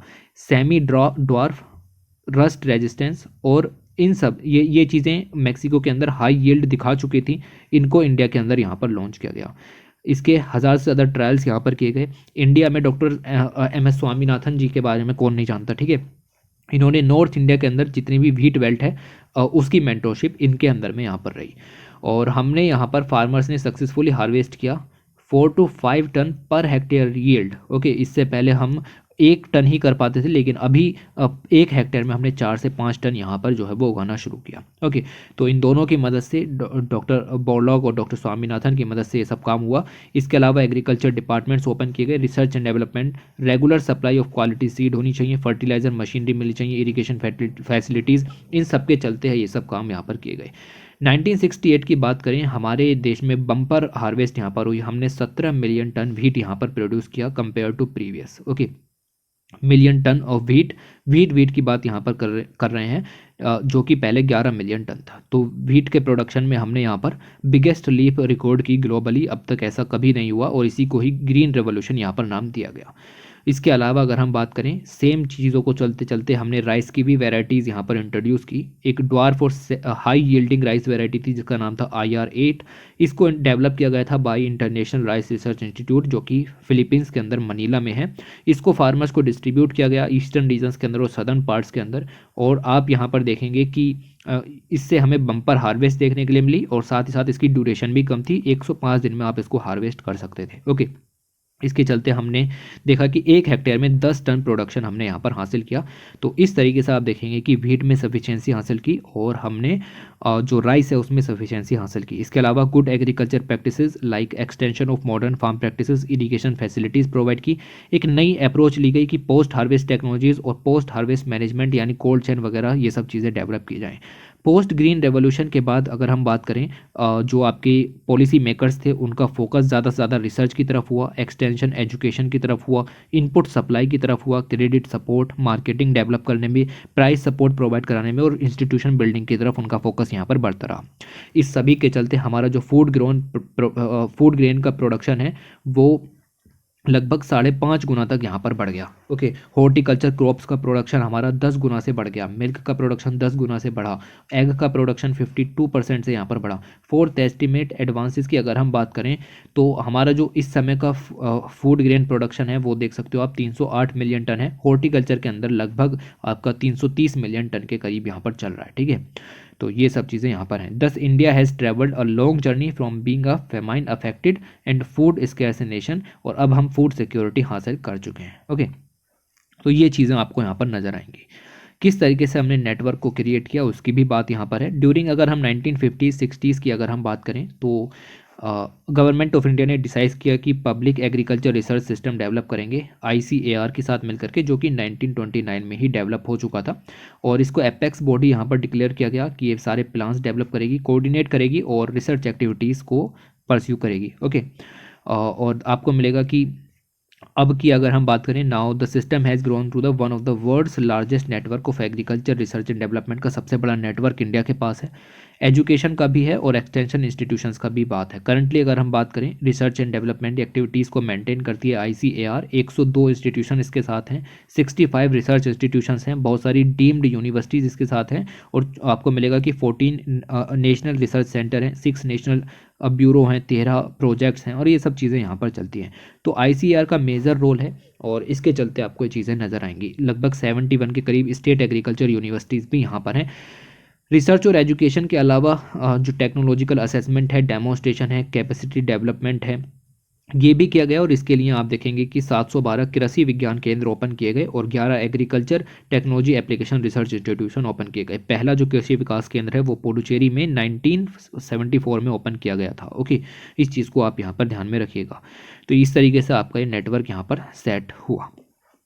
उसके अलावा बात करें उत्तर प्रदेश के अंदर एक कमेटी की रिकमेंडेशन के बेस पर, जो कि बनी थी 1973 के अंदर, गवर्नमेंट ऑफ उत्तर प्रदेश ने डिसाइड किया एक large and integrated state agriculture university Rudrapur के अंदर बनाएगी। 1916 में ये बनी और इसको जो है by then prime minister Jawaharlal Nehru ji के द्वारा उत्तर प्रदेश एग्रीकल्चर यूनिवर्सिटी के नाम से जाना गया। This was the first agriculture university of India that led the strong foundation, जिससे एग्रीकल्चर एजुकेशन यहाँ पर बढ़े। इसके बाद इसका नाम बदल करके Govind Ballabh Pant university of agriculture and technology कर दिया गया, और ग्रीन रेवोल्यूशन को बढ़ावा देने में इस यूनिवर्सिटी का भी योगदान रहा है। फोर्थ 5 ईयर प्लान जो 60 से लेकर के 65 तक यहाँ पर चला, उसके अंदर 7 नई स्टेट एग्रीकल्चर यूनिवर्सिटीज़ अलग अलग स्टेट्स में ओपन की गई। स्टेट्स का नाम दिया गया है उत्तर प्रदेश, उड़ीसा, राजस्थान, पंजाब, इन सभी में लॉन्च की गई। और वाइड नेटवर्क क्रिएट किया गया स्टेट एग्रीकल्चर यूनिवर्सिटीज़ का, और फार्मर्स के साथ क्लोज कॉन्टैक्ट में यहाँ पर वर्क किया गया। मीनवाइल अगर हम बात करें, ICAR को भी रीऑर्गेनाइज किया गया और इसको रिवैम्प किया गया 1966 के अंदर, और कुछ नेशनल लेवल के जो इमर्जिंग चैलेंजेस थे उनको यहाँ पर सॉर्ट किया गया। ओके, एडमिनिस्ट्रेटिवली यहाँ पर आप देखोगे कि ये एक ऑटोनॉमस बॉडी बन गई गवर्नमेंट ऑफ इंडिया के अंदर, और जितने के सारे रिसर्च इंस्टीट्यूशन जो हैं वो इसके अंदर में यहाँ पर आ गए।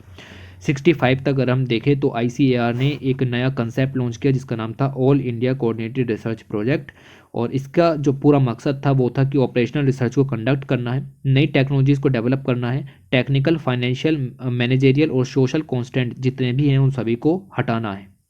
ओके, तो कुल मिला के करंटली अभी हम देखें लगभग 60 से ज़्यादा all India coordinated research project dedicate किए गए हैं या फिर फंक्शन कर रहे हैं अलग अलग सेक्टर के अंदर, क्रॉप से लेकर के लाइव स्टॉक, फिशरीज और अलग अलग कमोडिटीज़ जो कि इकोनॉमिक इंपॉर्टेंस की हैं। ओके, क्रिएटिंग माइलस्टोन की बात करें, पोस्ट ग्रीन रेवोल्यूशन के बाद रिसर्च एंड डेवलपमेंट पर मेन फोकस हुआ एग्रीकल्चर के अंदर। जैसा कि अभी अभी डिस्कस किया, इतना सारा वाइड नेटवर्क हमने यहाँ पर क्रिएट किया।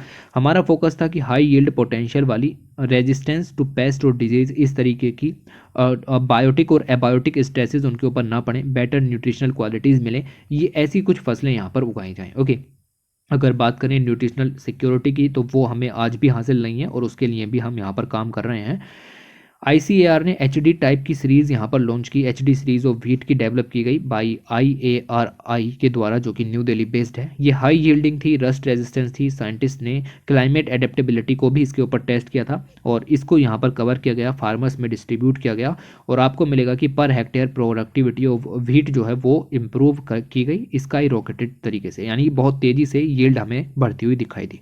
राइस के अंदर भी आपको देखने के लिए मिलेगा कि अलग अलग वेराइटी की चीज़ें लॉन्च की गई। हाउवर बासमती राइस वेराइटीज़ जो कि डेवलप की गई थी IARI के द्वारा, वर्ल्ड वाइड एक्लेम इसको यहाँ पर मिला और आज हम इसको भारी मात्रा में एक्सपोर्ट भी करते हैं, अगर आपको ना पता हो तो। और इसके अंदर कुछ भी चीज़ें ख़राब मिलती हैं, किसी भी तरीके की कमी मिलती है तो तुरंत वापस कर लिया जाता है।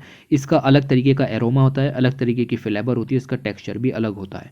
तो बासमती की वैरायटी थी पूसा 11-1, ओके। और ये एक यूनिक डिस्टिंक्शन था, लॉन्ग ग्रेन वैरायटी थी, पूरी दुनिया में इसको यहाँ पर कुक किया जाता है, ओके। इसका कुछ रेशियो भी अलग था, अलग तरीके की वैरायटी थी। और इससे हमें क्या हुआ कि फॉरेन एक्सचेंज यहाँ पर मिलना शुरू हुआ और हमारा जो कह सकते हैं कि फॉरेन जो मनी है वो भी हमारे देश में आना यहाँ पर शुरू हुआ। Backed by science and technology interventions and improved varieties, India harvested a record of rice में प्रोडक्शन यहाँ पर बढ़ा। आप देख सकते हो कि 122 मिलियन टन के करीब हार्वेस्ट यहाँ पर हुआ राइस का, ओके। सिग्निफिकेंट इंक्रीज देखने के लिए मिला हर एक कैटेगरी की हॉर्टिकल्चर क्रॉप्स के अंदर, फ्रूट हो, वेजिटेबल हो, प्लांटेशन हो, ये सब चीज़ें हुई। इसके अलावा हमने न्यूट्रिशनल सिक्योरिटी को हासिल करने के लिए जितनी भी क्रॉप्स हैं उन सभी में बायो फोर्टिफिकेशन भी शुरू किया। ये रिसेंट डेवलपमेंट है कुछ, और अभी अभी प्राइम मिनिस्टर जी ने यहाँ पर 17 ऐसी ही बायो फोर्टिफाइड वेराइटीज़ नेशन को डेडिकेटेड भी की हैं। उसके अलावा आपने फूड ग्रेन प्रोडक्शन कर लिया, साथ ही साथ हमने हॉर्टिकल्चर का डेवलपमेंट कर लिया। लेकिन मिल्क में भी हम यहाँ पर इंपोर्ट करते थे। इसमें सेल्फ रिलायंस हासिल करने के लिए हमने ऑपरेशन फ्लड लॉन्च किया 1970 में, और प्रोडक्शन को यहाँ पर बढ़ाया, प्रोडक्टिविटी इश्यूज जो थे उनको रिफॉर्म किया, और मिल्क प्रोडक्ट का जो मार्केट था उसको यहाँ पर बढ़ावा दिया, ओके। इंडिया लार्जेस्ट प्रोड्यूसर बन गया मिल्क का 1998 तक। यूएसए को भी हमने यहाँ पर पीछे छोड़ दिया, तो इसलिए इसको वाइट रेवोल्यूशन का नाम भी यहाँ पर दिया जाता है। करंट मिल्क प्रोड्यूसर की अगर हम बात करें, लगभग 200 मिलियन टन के ग्राम करीब हम यहाँ पर मिल्क का प्रोडक्शन यहाँ पर करते हैं, ओके। इसके अलावा बहुत सारी रिसर्च और एडवांसमेंट भी यहाँ पर किया गया। एनिमल ब्रीडिंग को उभारा गया, रिप्रोडक्शन को उभारा गया, हेल्थ पर ध्यान दिया गया बोवाइन एनिमल्स की, न्यूट्रिशनल सिक्योरिटी को भी ध्यान में रखा गया। और ये तो गई मिल्क की बात। अगर हम बात करें फिशरीज सेक्टर के अंदर, ब्लू रेवोल्यूशन यहाँ पर लॉन्च किया गया, और फिशरीज़ में हमने ऑल टाइम हाई प्रोडक्शन यहाँ पर उभारा। लगभग 14 मिलियन टन का हम यहाँ पर फूड ग्रेन फिशरीज़ का प्रोडक्शन करते हैं। 2019-20 के एस्टिमेट है। प्रधानमंत्री मत्स्य संपदा योजना चलाई गई है, लगभग 20 मिलियन टन हमें यहाँ पर कर देना है 2024-25 तक, ठीक है। तो लार्जेस्ट फिश प्रोड्यूसर यहाँ पर अगर हमें बनना है तो पीएम मत्स्य सक्सेसफुल होनी चाहिए। India is second largest aquaculture producing country और थर्ड लार्जेस्ट फिश प्रोड्यूसर, ठीक है। तो ये पॉइंट भी आप यहाँ पर ध्यान में रखोगे। इसके अलावा कुछ मेजर चैलेंजेस भी यहाँ पर रह गए हैं जो कि वे फॉरवर्ड में लिखे गए हैं। मेजर चैलेंजेस के अंदर में आ जाता है, बहुत सारे फार्मर्स ऐसे हैं जिनके पास बहुत छोटी ज़मीन है। लगभग 86% फार्मर्स ऐसे हैं जिनके पास 2 हेक्टेयर से कम की ज़मीन है। इंडिया की पूरी लैंड होल्डिंग साइज़ देखी जाए एवरेज में तो वो 1.08 हेक्टेयर के करीब बैठती है, ठीक है। तो ये कुछ चैलेंज है। पहला चैलेंज है small and fragmented land holdings, size आपका छोटा होना, आपकी जो ज़मीन है उसका साइज़ आपका बहुत ज़्यादा छोटा होता है, क्योंकि वो हेरिडेटरी तरीके से ज़मीन बढ़ती चली जाती है इस तरीके से। पोस्ट हार्वेस्ट लॉसेस एक मेजर चैलेंज था, साथ ही साथ पुअर मार्केट इंफ्रास्ट्रक्चर भी एक चैलेंज यहाँ पर बना हुआ था। लेकिन सरकार ने अभी बहुत सारी नई स्कीम्स चलाई हुई हैं जिसके अंदर कुछ इनोवेटिव मेजर्स लिए जाएंगे, नए साइंटिफिक और टेक्नोलॉजिकल इंटरवेंशंस लिए जाएंगे। आर्टिफिशियल इंटेलिजेंस से युक्त मशीन लर्निंग को बढ़ावा दिया जाएगा, इंटेलिजेंट फार्मिंग यूज़ की जाएगी, स्मार्ट फार्मिंग यूज़ की जाएगी। आप कुरुक्षेत्र मैगजीन देखिए कि किस तरीके से हम आगे काम करेंगे। जनवरी 2022 की कुरुक्षेत्र मैगजीन स्मार्ट एग्रीकल्चर के बारे में आपको काफ़ी कुछ बताती है। स्पेशलाइज्ड ड्रोन्स का यूज़ किया जाएगा, रोबोट्स का यूज़ किया जाएगा, जिससे कि मॉडर्न फार्मिंग सिस्टम को रिवोल्यूशनराइज किया जाए। ड्रोन्स की अगर हम बात करें तो वो हमारे सैटेलाइट इमेज, एरियल और ग्राउंड बेस्ड दोनों तरीके से मदद कर सकते हैं। साथ ही साथ सैटेलाइट इमेजरी का यूज़ भी यहाँ पर किया जा सकता है। अलग अलग चीज़ें यहाँ पर आपको मिलेंगी। तो अब हमारा अगला मकसद क्या है? अगला मकसद है कि एग्रीकल्चर का डिजिटाइजेशन किया जाए और न्यूट्रिशनल सिक्योरिटी हासिल की जाए, डिजिटल ट्रांसफॉर्मेशन किया जाए, राइट नॉलेज, रिसोर्सेज, टेक्नोलॉजी सब कुछ आपको रियल टाइम बेसिस पर फार्मर्स को मिले। ई नाम मंडीज़ आपकी यहाँ पर चल रही हैं, एग्रीकल्चर मार्केट प्लेस यहाँ पर डेवलप किया गया है। उसके ज़रिए हम फार्मर्स को एम्पावर कर सकते हैं जिससे कि उनकी इनकम मैक्सिमम की जा सके। रिसेंट अगर हम बात करें तो सबसे बड़ा फोकस एग्री स्टार्टअप्स के ऊपर ही है, और कुरुक्षेत्र मैगजीन अगर आपने जनवरी 2022 की उठाई तो पहला आर्टिकल एग्री स्टार्टअप्स के ऊपर ही यहाँ पर था, ठीक है। तो इनकी भी सहायता यहाँ पर किस तरीके से की जा रही है वो आपको वहीं से ही देखने के लिए मिलेगा। ये सब काम आपको यहाँ पर ध्यान रखने हैं कि इस तरीके से रिसोर्सेज को आपको यूज़ करना है। ये बासमती राइस के बारे में लिखा हुआ है जो कि हमने पढ़ लिया, ओके। तो ये आपका पूरा आर्टिकल कि किस तरीके से आप एग्रीकल्चर सेक्टर में स्वतंत्रता को यहाँ पर हासिल किया हो, उसके बारे में बताया गया है। उसके बाद आगे चलते हैं और लिखा हुआ है इकोनॉमिक ट्रांसफॉर्मेशन, किस तरीके से इकोनॉमी का ट्रांसफॉर्मेशन हुआ। वैसे ये आर्टिकल यहाँ पर पढ़ाने वाला नहीं है, क्योंकि इसको आपने पढ़ लिया है अपनी इकोनॉमिक सेक्शन में अगर आपने स्टैटिक कोर्स को कवर किया है। क्योंकि इकोनॉमिक ट्रांसफॉर्मेशन के अंदर किस तरीके से जो आपके फाइनेंशियल प्लान्स यहाँ पर लॉन्च किए गए, आपका पहला फाइनेंशियल प्लान था, ठीक है, इस तरीके के, और किस तरीके से ये सब चीज़ें कन्वर्ट हुई और फिलहाल में क्या चीज़ें चल रही हैं उनके बारे में बताया गया। इंडिया को इंडिपेंडेंस मिली 1947 में। हमारी इकोनॉमी पूरी तरह से ख़राब थी, पॉलिटिकल कंडीशंस पूरी तरीके से ख़राब थी, हमारी जो ट्रेजरी थी वो बैंकरप्ट हो सकी थी, और साथ ही साथ हमारे पास फॉरेन एक्सचेंज के रिजर्व भी बिल्कुल भी नहीं थे। तो इंटरनेशनल कम्युनिटी ने हमें कैसे यहाँ पर जो है वो अडॉप्ट कर लिया, हमने अपने आप को किस तरीके से जो इंटरनेशनल कम्युनिटी के सामने सस्टेन रखा, इसके बारे में आर्टिकल में डिस्कस किया गया है। बड़ी बड़ी चीज़ें निकल के आई, लाइक पॉलिटिकल कंसेशन और इंटर स्टेट डिस्प्यूट्स आए, नया कॉन्स्टिट्यूशन भी बनना था, इकोनॉमिक डेवलपमेंट का नया प्लान भी लेकर के चलना था। उसके अलावा इंटरनेशनल इकोनॉमिक रिलेशंस भी हमें मजबूत रखने थे। डोमिनेंट वेस्टर्न पावर्स के सामने हम किस तरीके से टिके रहे, उन सबको हमने यहाँ पर हासिल किया है। ओके, देखते हैं कि चीज़ें किस तरीके से यहाँ पर आगे बढ़ी। तो आप देखोगे कि इंडिया के जो इंटरनेशनल रिलेशंस हैं वेस्ट के साथ, डिटरमाइन द इनिशियल प्लान कि किस तरीके से हम इकोनॉमिक डेवलपमेंट करेंगे। हमारी ट्रेजरी बैंकरप्ट हो चुकी थी, क्योंकि ड्रेन ऑफ वेल्थ का कंसेप्ट यहाँ पर चलता था। ओके, हमारे पास फॉरेन एक्सचेंज बिल्कुल भी नहीं थे, जिसकी बदौलत हम इंटरनेशनल ट्रेड में सस्टेन रह सकें। इंडिया के पॉलिटिकल जो रिलेशंस थे अलग इकोनॉमिक पावर्स के साथ, लाइक यूएस यूके के साथ, वो बिल्कुल भी अच्छे नहीं थे। लेकिन हमारे जो इकोनॉमिक और पॉलिटिकल रिलेशंस थे वो यूएसएसआर के साथ काफ़ी अच्छे थे, ठीक है। This led to the closer economic and political relation with the then USSR. हमें यूएसएसआर ने काफ़ी मदद की। रुपए rouble exchange programs Soviet Union के साथ मिलकर के यहाँ पर लॉन्च किए गए। इंडियन प्रोडक्ट का एक्सपोर्ट किया गया रशिया के अंदर, और वहाँ से जो टी है वो एक्सचेंज की जाती थी। कुल मिला के अगर हम यहाँ पर देखें तो बार्टर ट्रेड के जरिए हमने ये चीज़ें हासिल की और अपनी नेशनल करेंसी को मजबूत करने की कोशिश की। जितने भी पेमेंट थे वो नेशनल करेंसीज में किए जाते थे, जो भी आपको सरप्लस यहाँ पर बचता है। तो इस तरीके से सोवियत यूनियन के साथ क्लोज रिलेशनशिप यहाँ पर बनने शुरू हुए। Close relations with the Soviet Union also led to the adoption of Fieldman model, okay, of economic development based on the planned expansion of state-led heavy industries। तो state-led heavy industries का जो model था, जिसको fieldman model Soviet Union के अंदर launch किया गया था, ऐसा ही मॉडल इंडिया में भी लॉन्च करने की कोशिश यहाँ पर की गई।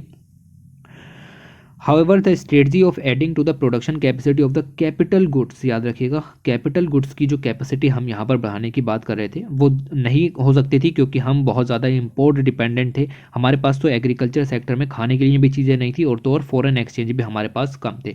जैसा भी देखा कि फर्स्ट 5 ईयर प्लान के अंदर अगर आप देखें तो आपका फोकस एग्रीकल्चर सेक्टर की तरफ था, तो हम सीधे स्टेट लेड हैवी इंडस्ट्रीज़ की तरफ नहीं जा सकते थे। While this model of planned development worked for a while, the inefficiency of the fieldman model become apparent when the production of capital goods, यानी कि जो आपकी बिल्डिंग्स वगैरह इंफ्रास्ट्रक्चर क्रिएट करने की बात थी, ये बिल्कुल सिमट करके रह गया। ये इंडिया में नहीं चल पाया, क्योंकि हमारी जो चीज़ें थी वो खुद ही इम्पोर्टेड कंपोनेंट्स पर थी। हम अपना मॉडल करके पहले तो खाने के लिए चीज़ें यहाँ पर चाहिए थी, उसके बाद में सब काम हो सकता था, ठीक है। तो ये एक मॉडल यहाँ पर आपका फेल हुआ। इन एडिशन हमें बार झेलनी पड़ी। 1962 की वॉर हुई, 65 की वॉर यहाँ पर हुई, ओके। ये चीज़ें भी नज़र आएंगी, जिसकी वजह से हमारे जो रिसोर्सेज हैं वो और ज़्यादा ख़राब होने शुरू हो गए। और ये भी साफ साफ दिखने लगा था कि 5 ईयर प्लान का जो मॉडल हमने यहाँ पर अडॉप्ट किया है वो किस तरीके से आगे यहाँ पर बढ़ेगा। पैरेलली पॉपुलेशन हमारी यहाँ पर बढ़ रही थी, फूड स्टफ जो है वो कम पड़ते चले जा रहे थे। मैंने आपको बताया कि यूएसए से हम इम्पोर्ट करते थे PL 480 प्रोग्राम के अंदर में, okay. Excessive concentration on the industrial sector producing capital good, अगर हमने सिर्फ कैपिटल गुड पर फोकस किया होता, इंडस्ट्रियल सेक्टर पर फोकस किया होता, तो हम एग्रीकल्चर सेक्टर को नेगलेक्ट कर चुके होते, ओके। लेकिन ऐसा हमने नहीं किया, हमने फर्स्ट 5 ईयर प्लान के अंदर एग्रीकल्चर सेक्टर पर फोकस किया, ओके। तो इस तरीके से हमने अपने 5 ईयर प्लान्स को लॉन्च किया, और ये बिल्कुल भी एक गलती नहीं थी, ठीक है। ये चीज़ें आपको नज़र आएंगी। अब ये जो चीज़ें हैं कि अपने एग्रीकल्चर सेक्टर पर फोकस ना करो, इंडस्ट्रियल सेक्टर पर फोकस करो, ये कंट्री लाइक USSR जो कि कम्युनिस्ट कंट्री है वहाँ पर काम चल जाता, लेकिन इंडिया जैसी कंट्री के अंदर ये चीज़ें पॉसिबल नहीं थी। तो 5 ईयर जो प्लान मॉडल है, इसके बारे में मैंने आपको बताया कि पहला 5 ईयर प्लान जो लॉन्च किया गया उसमें हमने एग्रीकल्चर पर फोकस किया, और दूसरा 5 ईयर जो प्लान था उस पर हमने इंडस्ट्रीज़ की तरफ यहाँ पर फोकस किया, ओके। ये चीज़ें आपको नज़र आएंगी। और ये चीज़ें हैं। उसके अलावा आप देखो कि 5 ईयर प्लान्स के अंदर में ही आपको ज़रूरत पड़ी need to limit the consumption, हमें कंजम्पशन को कम करना पड़ेगा। साथ ही साथ जो फॉरेन एक्सचेंज है उसको कंजर्व करना पड़ेगा। Implied that the production by the private sector had to be limited, private sector के द्वारा जो प्रोडक्शन किया जाता है उसको लिमिट करना पड़ेगा। और जो इंडस्ट्रियल लाइसेंसिंग सिस्टम है उसको सुधार करना पड़ेगा। जितने भी इंपोर्ट है जिसमें फॉरेस्ट एक्सचेंज जो है वो हमारा चला जाता है उसको यहाँ पर रोकना पड़ेगा, प्रोहिबिट करना पड़ेगा। इन अदर वर्ड्स अगर हम बात करें, इंडस्ट्रियल जो लाइसेंसिंग रिजीम था उसको हमें सुधारना था, इंडस्ट्रियल लाइसेंसिंग सिस्टम को, क्रोनी कैपिटलिज्म को हटाना था, और एड होकेनिज्म और जो आपकी प्लानिंग प्रोसेस के दौरान में ये चीज़ें चल रही थी, इन सारे इश्यूज़ को हमें सोल्व करना था। It may, however, not be unreasonable to infer that the model adopted was probably directed by the political difficulties of dealing with the aggressive dominant Western powers, hence leading to closer relation with the Soviet Union. At the same time, increasing demand for consumer goods by a growing domestic production led to an era of domestic shortages. तो ये कुछ और challenges उभर करके आए, like हम USSR से ज़्यादा जुड़े हुए थे तो यूएस ने हमें नेगलेक्ट करना शुरू कर दिया क्योंकि उनकी आपसी लड़ाइयाँ यहाँ पर थी। हमारी जो डोमेस्टिक पॉपुलेशन है वो यहाँ पर बढ़ रही थी, डोमेस्टिक जो प्रोड्यूस है उनमें शॉर्टेज नजर आनी शुरू हो गई थी। 1970s का डिकेड यहाँ पर चल रहा था। दो नए मेजर सोशलिस्ट इनिशिएटिव्स यहाँ पर लिए गए, लाइक होल सेल ट्रेड, जो भी फूड ग्रेन का होल सेल ट्रेड होता था उसमें कंप्लीट टेक ओवर यहाँ पर कर लिया गया। दूसरा इनिशिएटिव लिया गया जितने भी मेजर बैंक्स थे उनका नेशनलाइजेशन यहाँ पर किया गया। पहला जो मेजर लिया गया कि कंप्लीट होल सेल ट्रेड का टेक ओवर किया गया, ये पूरी तरीके से फेल हो गया। ओके, और पूरी तरीके से फेल होने के बाद इसको ख़त्म कर दिया गया। ओके, इसके बाद हमें देखने के लिए मिलेगा कि हमारा जो फूड ग्रेन का प्रोडक्शन है कुछ हद तक थोड़ा सा कम हुआ यहाँ पर, क्योंकि इस पॉलिसी की वजह से, और इन्फ्लेशन जैसी कंडीशंस आ गई थी और डोमेस्टिक एग्रीकल्चर प्रोडक्शन पूरी तरीके से रुक चुका था। ओके, इसी के साथ साथ हमने war of independence of Bangladesh 1971 भी लड़ी, जिसकी वजह से एडिशनल शॉर्टेजेस हमें यहाँ पर हो गई और पॉलिटिकल इनस्टेबिलिटी भी यहाँ पर क्रिएट हुई। ओके, उसके अलावा फॉरेन एक्सचेंज के रिजर्व भी यहाँ पर कम हुए और ड्रामेटिक इंक्रीज भी देखने के लिए मिला ऑयल प्राइसेस में। यहाँ पर दुनिया भर में जो ऑयल के प्राइसेस थे वो भी यहाँ पर बढ़ गए।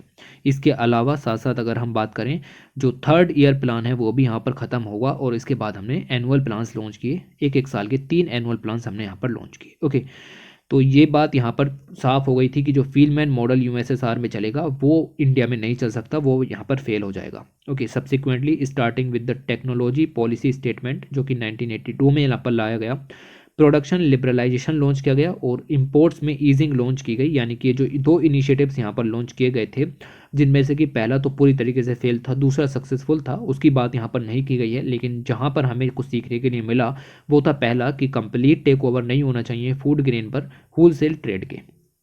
ये चीज़ें निकल करके आती हैं। The internal inconsistency planning model में और दिखी हमें यहाँ पर जब फॉरेन एक्सचेंज की और ज़्यादा शॉर्टेज होनी शुरू हो गई और ये शॉर्टेज बहुत ही गहरी हो गई 1980s तक। इंडिया डेंजर में आ गया कि अब एक्सटर्नल लायबिलिटीज़ हैं, कुछ जो कर्जे लिए हैं वो भी नहीं चुका पाएंगे और साथ ही साथ जो 1 मंथ का इम्पोर्ट है उसके लिए भी पैसा हमारे पास यहाँ पर नहीं है। ओके, अनेबल टू पे यहाँ पर हो गए थे। ये सब चीज़ें लेड करती हैं हमें एलपीजी रिफॉर्म्स की तरफ। 1991 में इकोनॉमी को लिबरलाइज किया गया। ओके, और फील्डमैन मॉडल जो था इकोनॉमिक डेवलपमेंट का उसको रिड्यूस किया गया, उसको ख़त्म ही कर दिया, उसको हमने छोड़ दिया। और इसके बाद हमारा जो ग्लोरियस पीरियड है इकोनॉमिक ग्रोथ का वो शुरू हुआ 1991 से।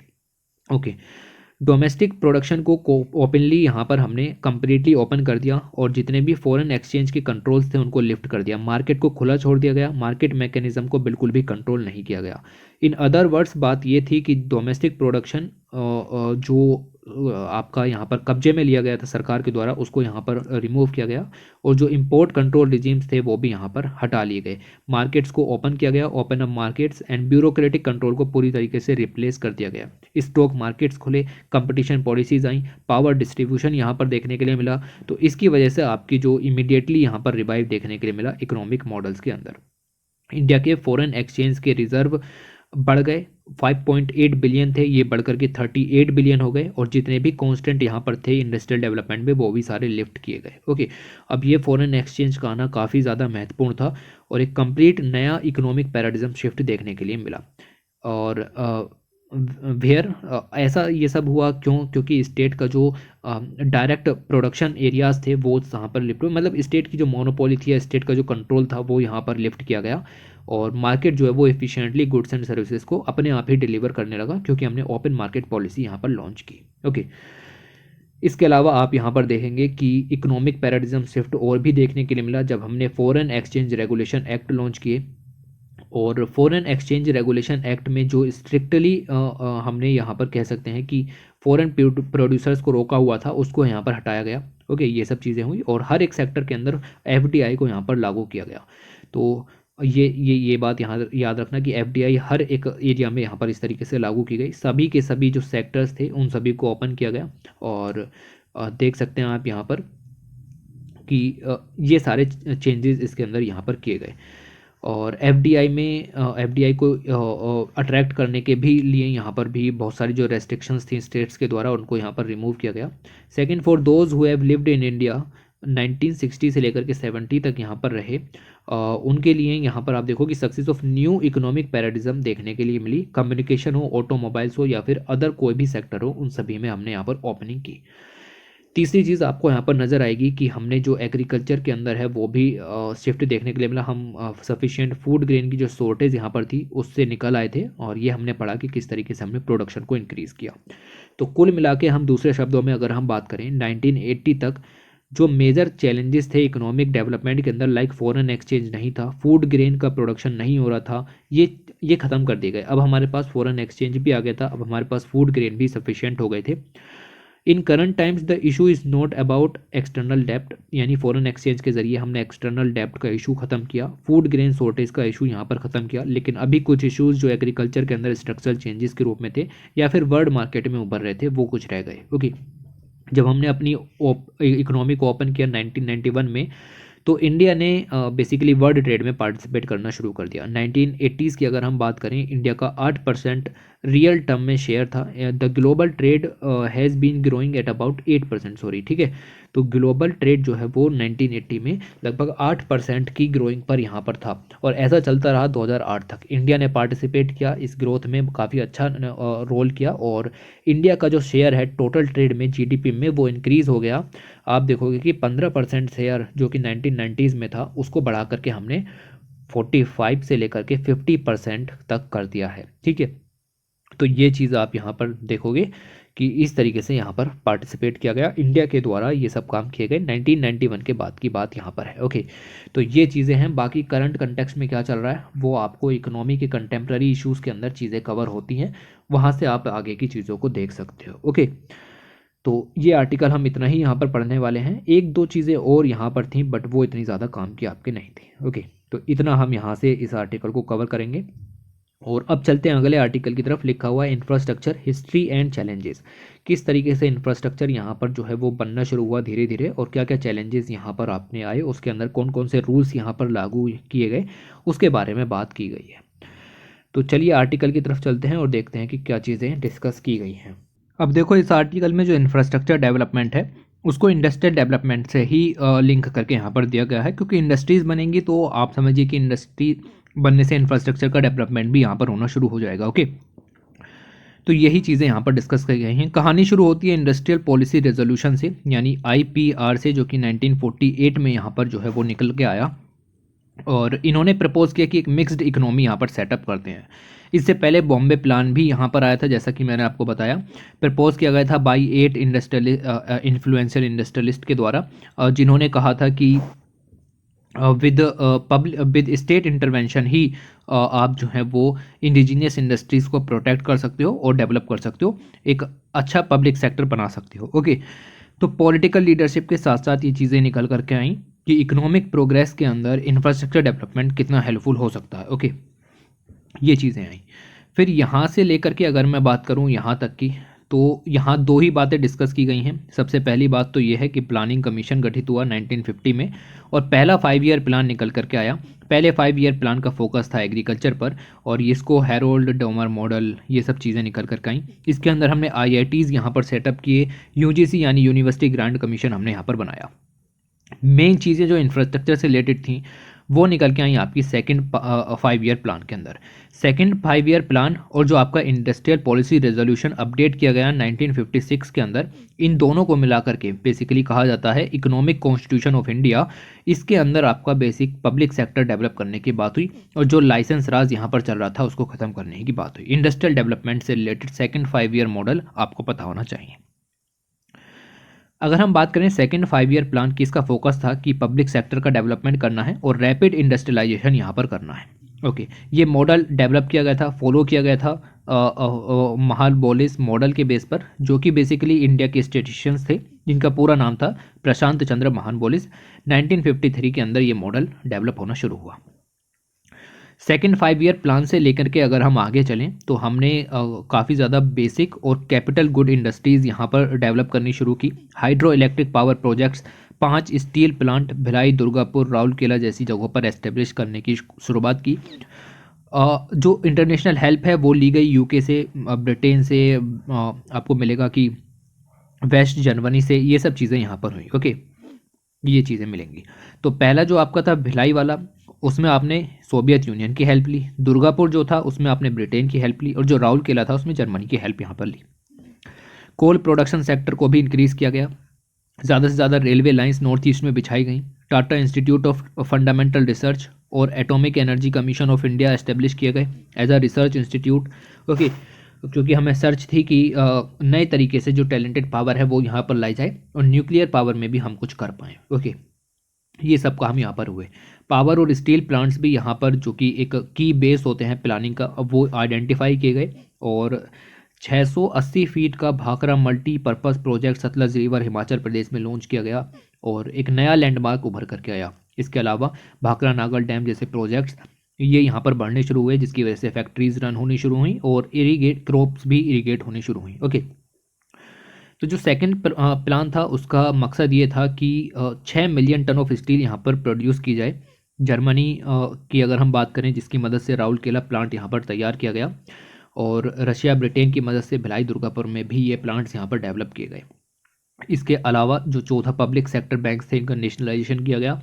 नेशनल हाईवे जो सिस्टम है उसको इंट्रोड्यूस किया गया और अगर आप देखो यहाँ पर बहुत सारी रोड्स डेवलप की गई, उनको चौड़ा किया गया और इससे क्या है कि जो ट्रैफिक इंक्रीज़ हुआ ड्यूरिंग द 5th प्लान, उसकी वजह से इंडस्ट्रियलाइजेशन को और ज़्यादा पेस यहाँ पर मिला। ओके, ये चीज़ें कुछ यहाँ पर चलती रहीं। ये कुछ भी नहीं था, ये सब हम पढ़ चुके थे। ठीक है, अगर आपने ना सुना हो तो पिछले 4 मिनट में हमने कोई नई बात नहीं जानी।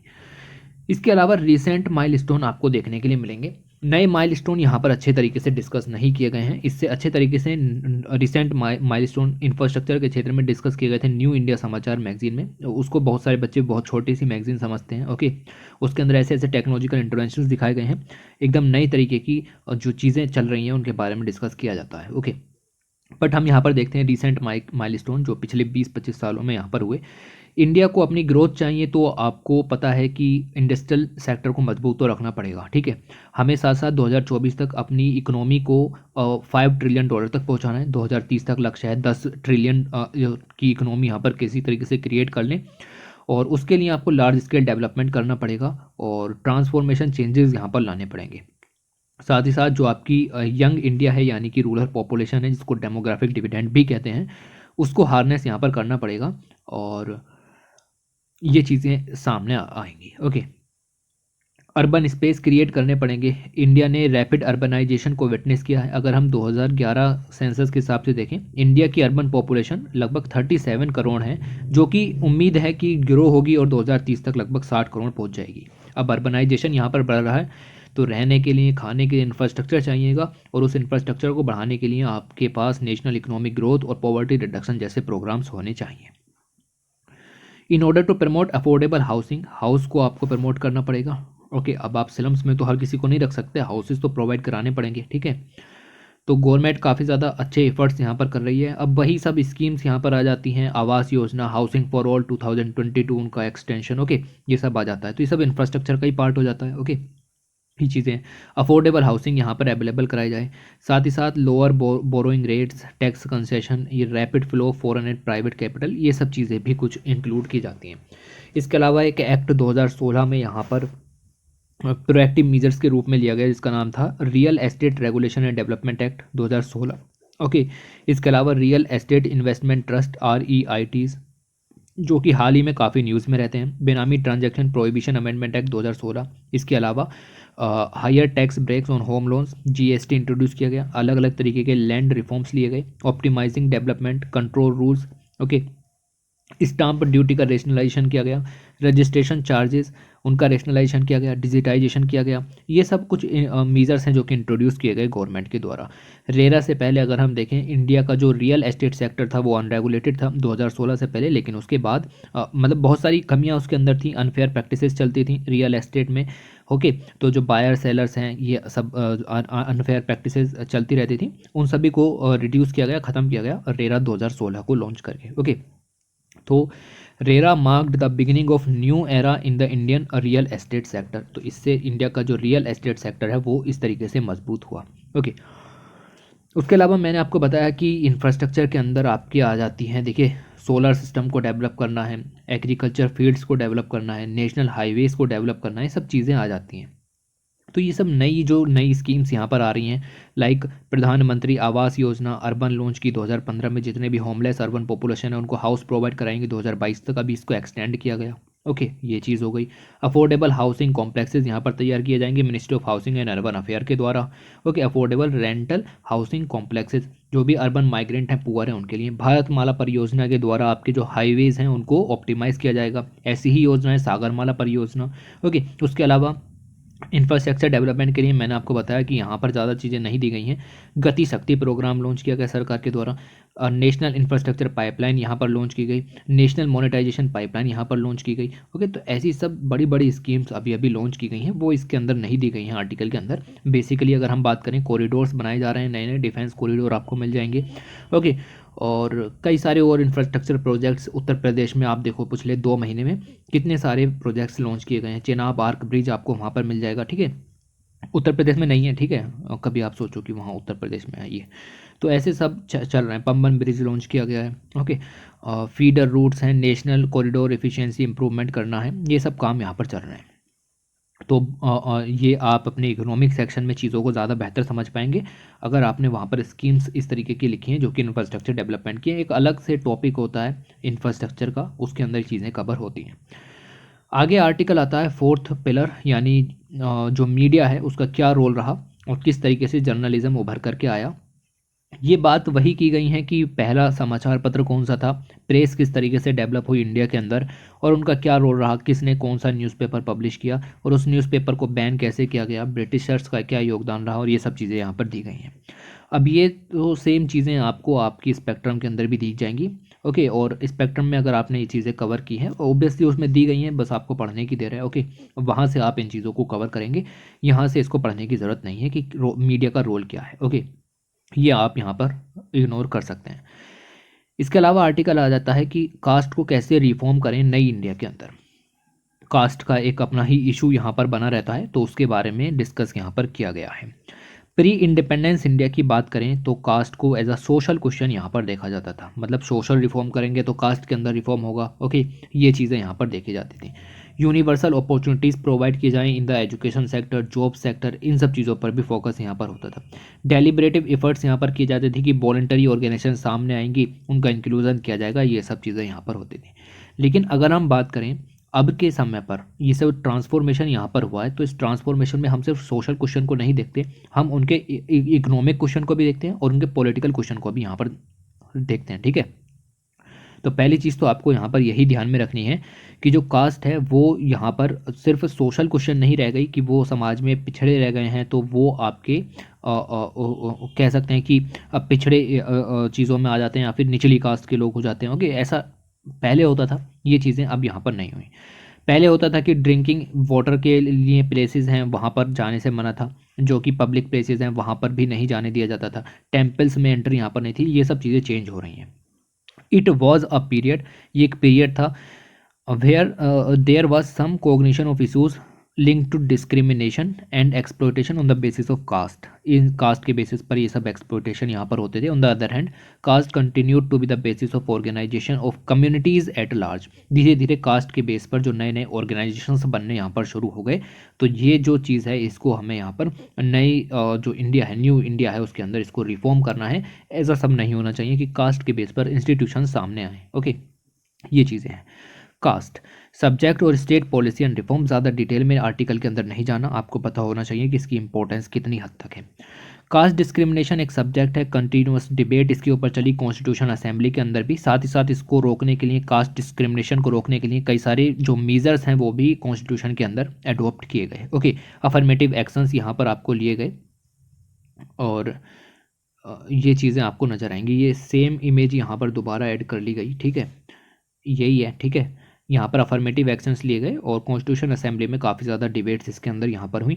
स्पेशली अगर फोकस रहा शेड्यूल कास्ट के ऊपर, जिनको आज की टर्म में हम दलित्स भी यहाँ पर जो है वो कहते हैं। ओके, सिग्निफिकेंट फाउंडेशनल रिफॉर्म्स इसके अंदर हुए। With this moves independence states took the medal of transformative action. और यहाँ पर जो कास्ट का एक डोमेन डिफाइन किया गया था सोशल लेवल पर, उसको यहाँ पर ट्रांसफॉर्म किया गया। अब हम पॉलिटिकल और इकोनॉमिक स्फेयर में भी जो है वो शिफ्ट देखने के लिए मिलता है। ओके, इस shift of domain of caste reforms to the political and economic sphere, और ये सिर्फ और सिर्फ सोशल स्फेयर में ही रेस्ट्रिक्ट नहीं रहा। पहले क्या होता था कि सोसाइटी के अंदर चेंज करने, सोशल चेंजेस पर फोकस ज़्यादा होता था कास्ट डिस्क्रिमिनेशन को ख़त्म करने के लिए। लेकिन आजकल पॉलिटिकल लेवल पर और इकोनॉमिक स्फेयर में भी चीज़ों पर फोकस होता है। ओके, लाइक अगर हम बात करें कह सकते हैं कि किस तरीके से होता है, तो इकोनॉमिक टर्म्स में आप देख सकते हैं कि जो आरक्षण, रिजर्वेशन का प्रोविज़न है, वो इन सब चीज़ों को यहाँ पर कवर कर लेता है। ओके, ये सब अभी हम और चीज़ें, इन चीज़ों को यहाँ पर देखने की कोशिश करेंगे। पहला तो ट्रांसफॉर्मेशन ये हुआ पोस्ट इंडिपेंडेंस की, हमने सोशल स्फेयर से निकल करके इकोनॉमिक और पॉलिटिकल स्फेयर पर भी फोकस किया। दूसरा ये निकल करके आया कि जो the other significant shift is seen in the terms of transformation of the agency of the caste. Caste के बेस पर जो एजेंसीज या ऑर्गेनाइजेशंस यहाँ पर क्रिएट होती हैं, उनको यहाँ पर ख़त्म करने की बात होनी शुरू हुई। ओके, पर्टिकुलर कास्ट का कोई ग्रुप बना लिया जाता है और उसी के ग्रुप के बेस पर चीज़ें चलती हैं। तो ये ऑर्गेनाइजेशन ऑफ द कास्ट, इस चीज़ को यहाँ पर ख़त्म करने की कोशिश की गई, जो कि हो नहीं रहा है, आप लोग लगातार देख रहे हैं। ओके, तो शिफ्ट ये देखने के लिए मिला, the shift to the state as an institution that the owners of transformative action. ये आपका स्टेट के ऊपर ही था, स्टेट के ऊपर इन चीज़ों का पूरा भार था कि जो कास्ट डिस्क्रिमिनेशन है वो ख़त्म किया जाए।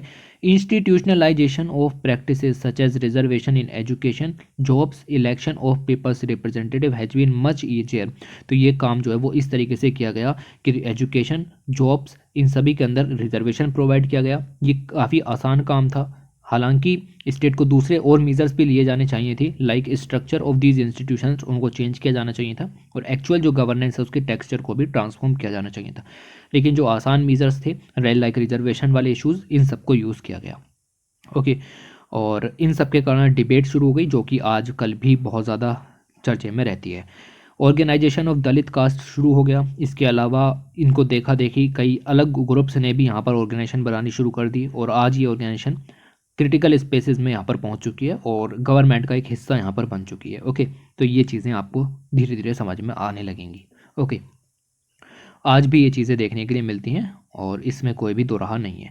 The fact that state agencies include police are constitutionally bounded to investigate and deliver justice is not a small matter. कहाँ तक पुलिस इन चीज़ों को कंट्रोल करेगी, किस तरीके से ऑर्गेनाइजेशन ऑफ कास्ट को यहाँ पर कह सकते हैं कि कंट्रोल किया जाए, ये एक ईजी मामला नहीं है, ये कोई स्मॉल मैटर नहीं है। ओके, तो इस तरीके से 2-3 मेजर्स आप याद रखो कि क्या क्या लिए गए। तो पहला तो था कि सोशल स्फीयर से हम इकोनॉमिक और पॉलिटिकल स्फीयर पर भी फोकस करना शुरू किए, और दूसरा आपको ये भी था कि जो इंस्टीट्यूशनलाइजेशन ऑफ या फिर ऑर्गेनाइजेशन ऑफ दलित कास्ट यहाँ पर बन रहे थे, उनको भी यहाँ पर हमको किसी और तरीके, किसी और मेजर से सोचना चाहिए था। ओके, तो ये चीज़ें आपकी नज़र आनी शुरू हुई। ओके, एग्जिस्टिंग चैलेंजेस भी नज़र आ जाएंगे। इतना सब होने के बाद भी आज भी सोसाइटी में इक्वल स्टेटस नहीं है, इक्वालिटी यहाँ पर देखने के लिए नहीं मिलती। It should not be recognise that the lower caste and several section of the Dalit bear the unfair burden, आज भी देखने के लिए मिलता है। लाइक दलित वुमेन इन सब बर्डन्स को ज़्यादा फील करते हैं। ओके,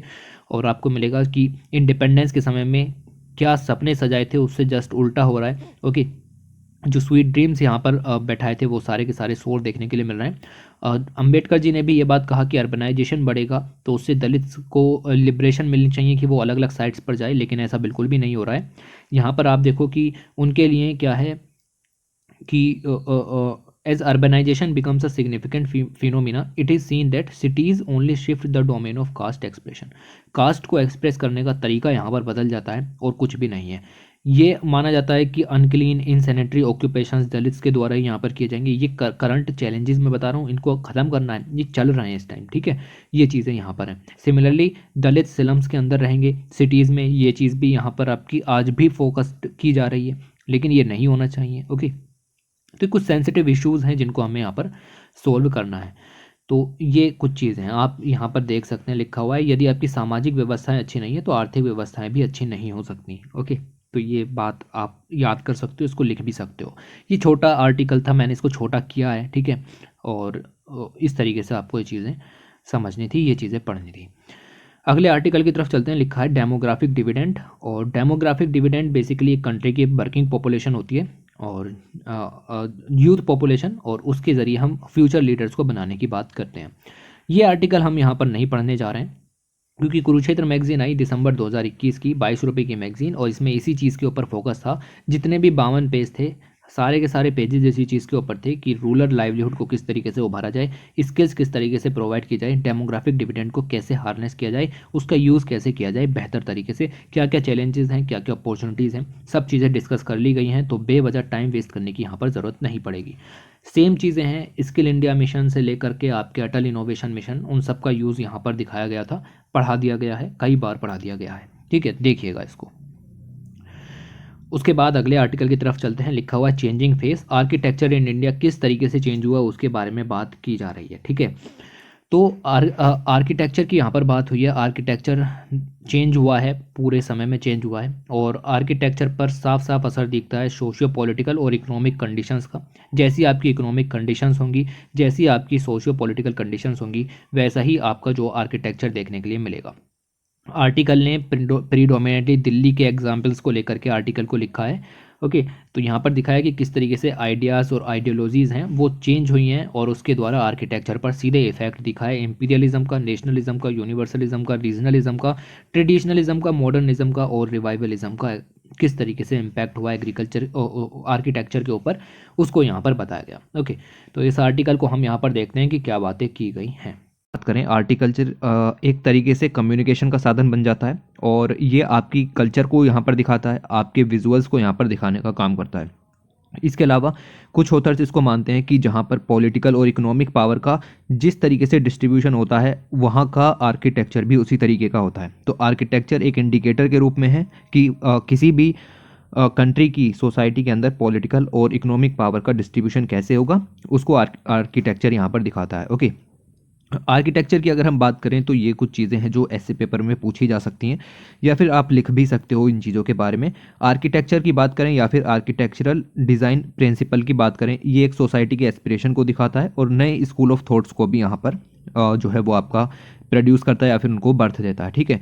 तो पोस्ट इंडिपेंडेंस इंडिया की बात करें, इंडिया को अपनी एक नई आइडेंटिटी क्रिएट करनी थी, तो उसके लिए नया आर्किटेक्चर इस चीज़ को दिखा सकता था। साथ ही साथ कॉलोनियल पास्ट के कुछ जो तथ्य चले आ रहे थे, कुछ कोड्स हैं, कुछ लॉज हैं, उनको यहाँ पर ख़त्म करना था और जिसकी वजह से हमें आर्किटेक्चर थॉट्स में मॉडर्निज्म को लेकर के आना था। ओके, तो कुल मिला के ऐसी चीज़ें यहाँ पर चल रही थी, हमें कुछ यूनिक, समथिंग मॉडर्न, डिफरेंट ऐसा सब आर्किटेक्चर यहाँ पर क्रिएट करना था। अभी देखेंगे इस चीज़ को कि किस तरीके से काम होगा। Okay, also while trying to understand the architecture design developed in the country post, अगर हम स्वतंत्रता के बाद में आर्किटेक्चर डिज़ाइन को देखें तो उस पर कई चीज़ों का इन्फ्लुएंस भी पड़ा और उसमें से एक थी आपकी इंडस्ट्रियल रेवोल्यूशन। तो पूछा जा सकता है कि किन चीज़ों का इम्पैक्ट यहाँ पर पड़ा, तो इंडस्ट्रियल रेवोल्यूशन का इम्पैक्ट पड़ा, साथ ही साथ जो कॉलोनियल पास्ट हमारा रहा है उसका भी इम्पैक्ट पड़ा, और तीसरा आपको देखेंगे कि नए जो इंडिपेंडेंट इंटेलेक्चुअल्स आए, पॉलिटिकल आइडेंटिटीज़ आई, उनका भी इम्पैक्ट यहाँ पर पड़ा, उनके बीच में जो इंटरनल स्ट्रगल था उसका भी इम्पैक्ट आर्किटेक्चर पर पड़ा। कैसे पड़ा,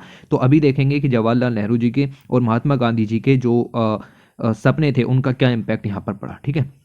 तो जो इंडिविजुअल या फिर कह सकते हैं इंडिपेंडेंट इंटेलेक्चुअल, उनका इम्पैक्ट यहाँ पर बताया जाएगा। ओके, तो चलिए इसमें ही देखते हैं। अब आर्टिकल को यहीं पर विभाजित किया गया है। 1857 से पहले की अगर हम बात करें, और 1857 से पहले ब्रिटिशर्स का जो कंट्रोल था वो एज आ आप समझिए ट्रेडिंग कंपनी के रूप में था, लेकिन इसके बाद ब्रिटिशर्स ने फॉर्मली यहाँ पर कंट्रोल कर लिया। तो 1857 के बाद की अगर हम बात करें तो ब्रिटिशर्स की सुप्रीमेसी यहाँ पर कायम हुई, क्राउन का राज हुआ, अथॉरिटी डायरेक्टली देखने के लिए मिली।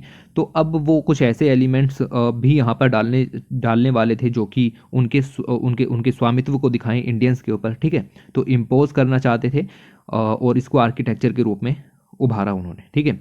This was by means of town planning. उनकी टाउन प्लानिंग में ये चीज़ें साफ नज़र आती हैं, उनके आर्किटेक्चरल स्टाइल्स में ये चीज़ें साफ नज़र आती हैं। ऐसे आर्किटेक्चर, ऐसी टाउन प्लानिंग की गई जिसके बारे में इंडियंस जो है वो फैमिलियर्स भी नहीं थे। लाइक बहुत सारे आप देखोगे कि ब्रिटिशर्स ने यूज़ किया यूरोपियन स्टाइल ऑफ आर्किटेक्चर, जिसके अंदर क्लासिकल, रोमानिस्टिक, गोथिक, ठीक है, रेनेसन और बैरोक टाइप के जो ये आर्किटेक्चर हैं ये सब यहाँ पर यूज़ किए गए। ओके, उन्होंने अपने आप को इनके थ्रू रिप्रेजेंट किया और अपनी अथॉरिटी को इन आर्किटेक्चर के अंदर दिखाना शुरू किया।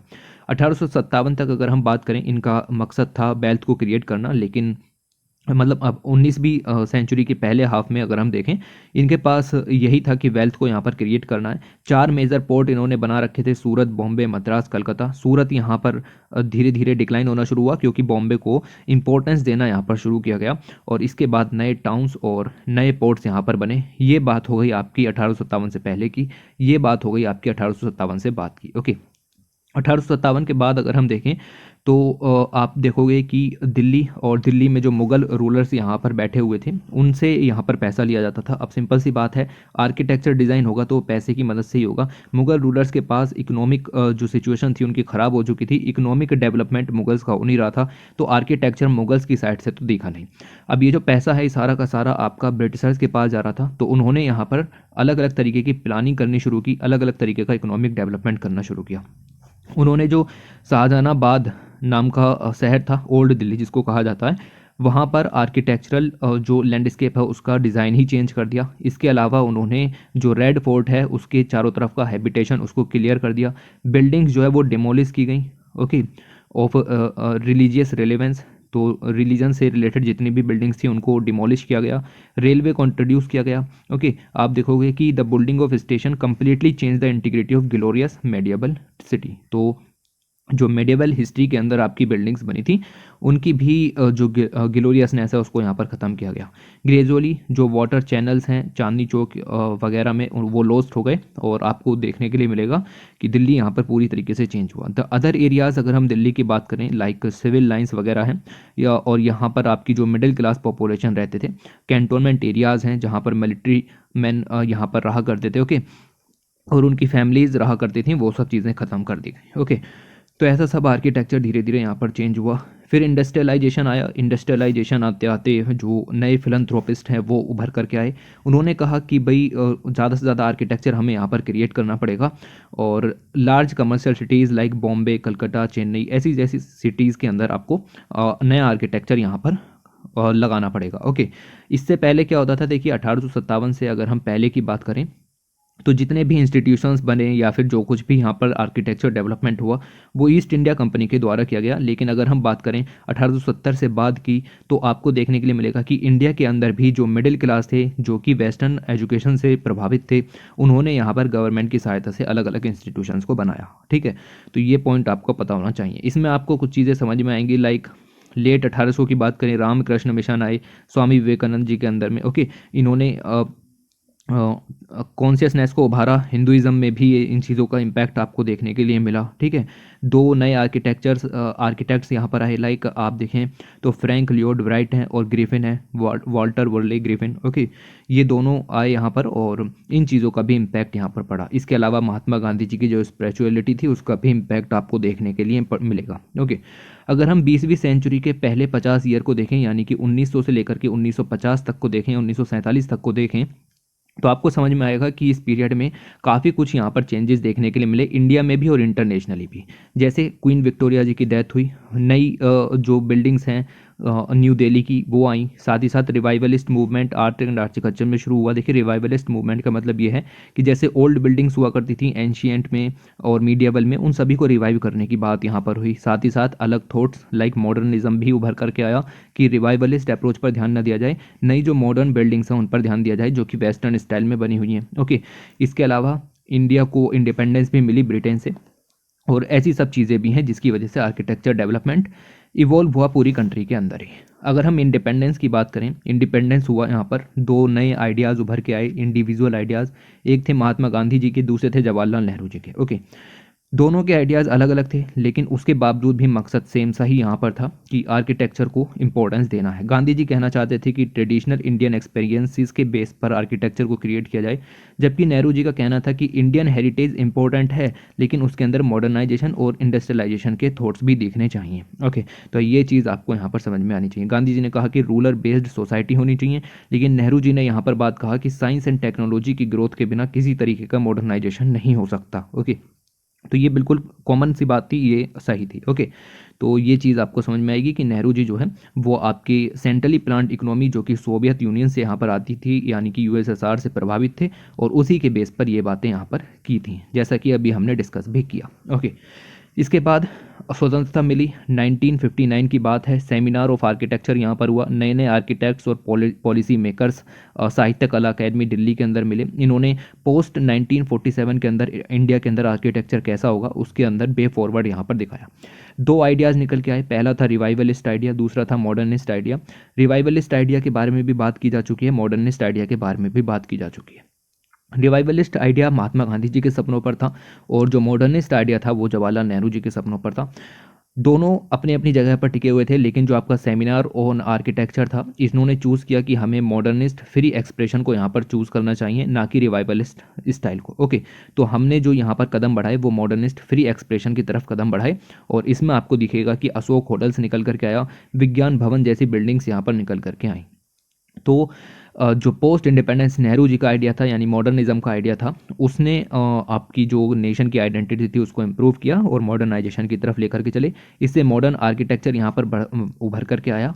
और इसी के साथ साथ अगर आप देखो certain past of Indian history को भी रिवाइव किया गया। ओके, तो मॉडर्निस्ट थॉट की तरफ तो ज़्यादा थे, लेकिन रिवाइवलिस्ट को इन्होंने यहाँ पर इग्नोर नहीं किया। ओके, आप देखो कि यहाँ पर भी ये चीज़ें साफ नज़र आती हैं कि certain past of Indian history like आपको मिलेगा कुछ इंडिया का ग्लोरियस पास्ट हो सकता है, ठीक है, मीडिएवल हिस्ट्री की कुछ चीज़ें हो सकती हैं, उनका भी उभार यहाँ पर रहना चाहिए। उस तरीके से विजुअल रिप्रेजेंटेशन और आर्किटेक्चर बनाया गया। ओके, लाइक बुद्धिज़्म को के जो आइडियाज़ हैं, सिम्बल्स हैं, थॉट्स हैं, इन सबको नेशन बिल्डिंग में मदद दी गई और इनके ज़रिए यहाँ पर काम हुआ।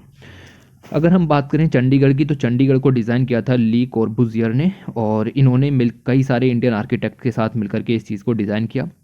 और इसके बाद कई अलग तरीके के डिज़ाइन बिल्डिंग्स यहाँ पर दी गई हैं, लाइक अकबर होटल किसने बनाया, ओके, और न्यू दिल्ली डिज़ाइन किया गया किसके द्वारा। ओके, ये सब चीज़ें दी गई हैं, ये आपके काम की यहाँ पर नहीं हो जाती हैं।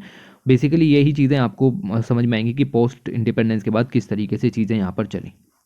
कुल मिला के अगर हम बात करें तो वर्तमान समय में अगर हम 2020 की यहाँ पर बात करें, तो वर्तमान समय में जो विज़न है मॉडर्निज्म का वो तेज़ी से चेंज हो रहा है। स्पेशली अगर हम बात करें दिल्ली के कंटेक्स्ट में, आप देखेंगे कि कुछ चीज़ें नई चल रही हैं, लाइक रीलोकेशन ऑफ 3 मूर्ति भवन, या फिर सेंट्रल विस्टा प्रोजेक्ट चल रहा है, national museum, Indira Gandhi centre for arts and other government buildings जो कि राजपथ के अलोंग में हैं, उनका रेनोवेशन, उनका रीडेवलपमेंट, उनका रिलोकेशन यहाँ पर देखने के लिए मिलता है। ओके, तो इसके साथ ही आपका आर्किटेक्चर वाला जो पोर्शन है वो यहाँ पर ख़त्म होता है। ये आपकी मैगज़ीन का लास्ट है, और इसके बाद मैगज़ीन में कोई भी आर्टिकल नहीं दिया गया है, तो आपकी मैगज़ीन यहाँ पर कंप्लीट होती है। इस तरीके से आपको पूरी मैगज़ीन कवर करनी थी जो कि हमने आपको कवर कराई। इसी के साथ वीडियो को एंड करते हैं। Thanks for watching, take care.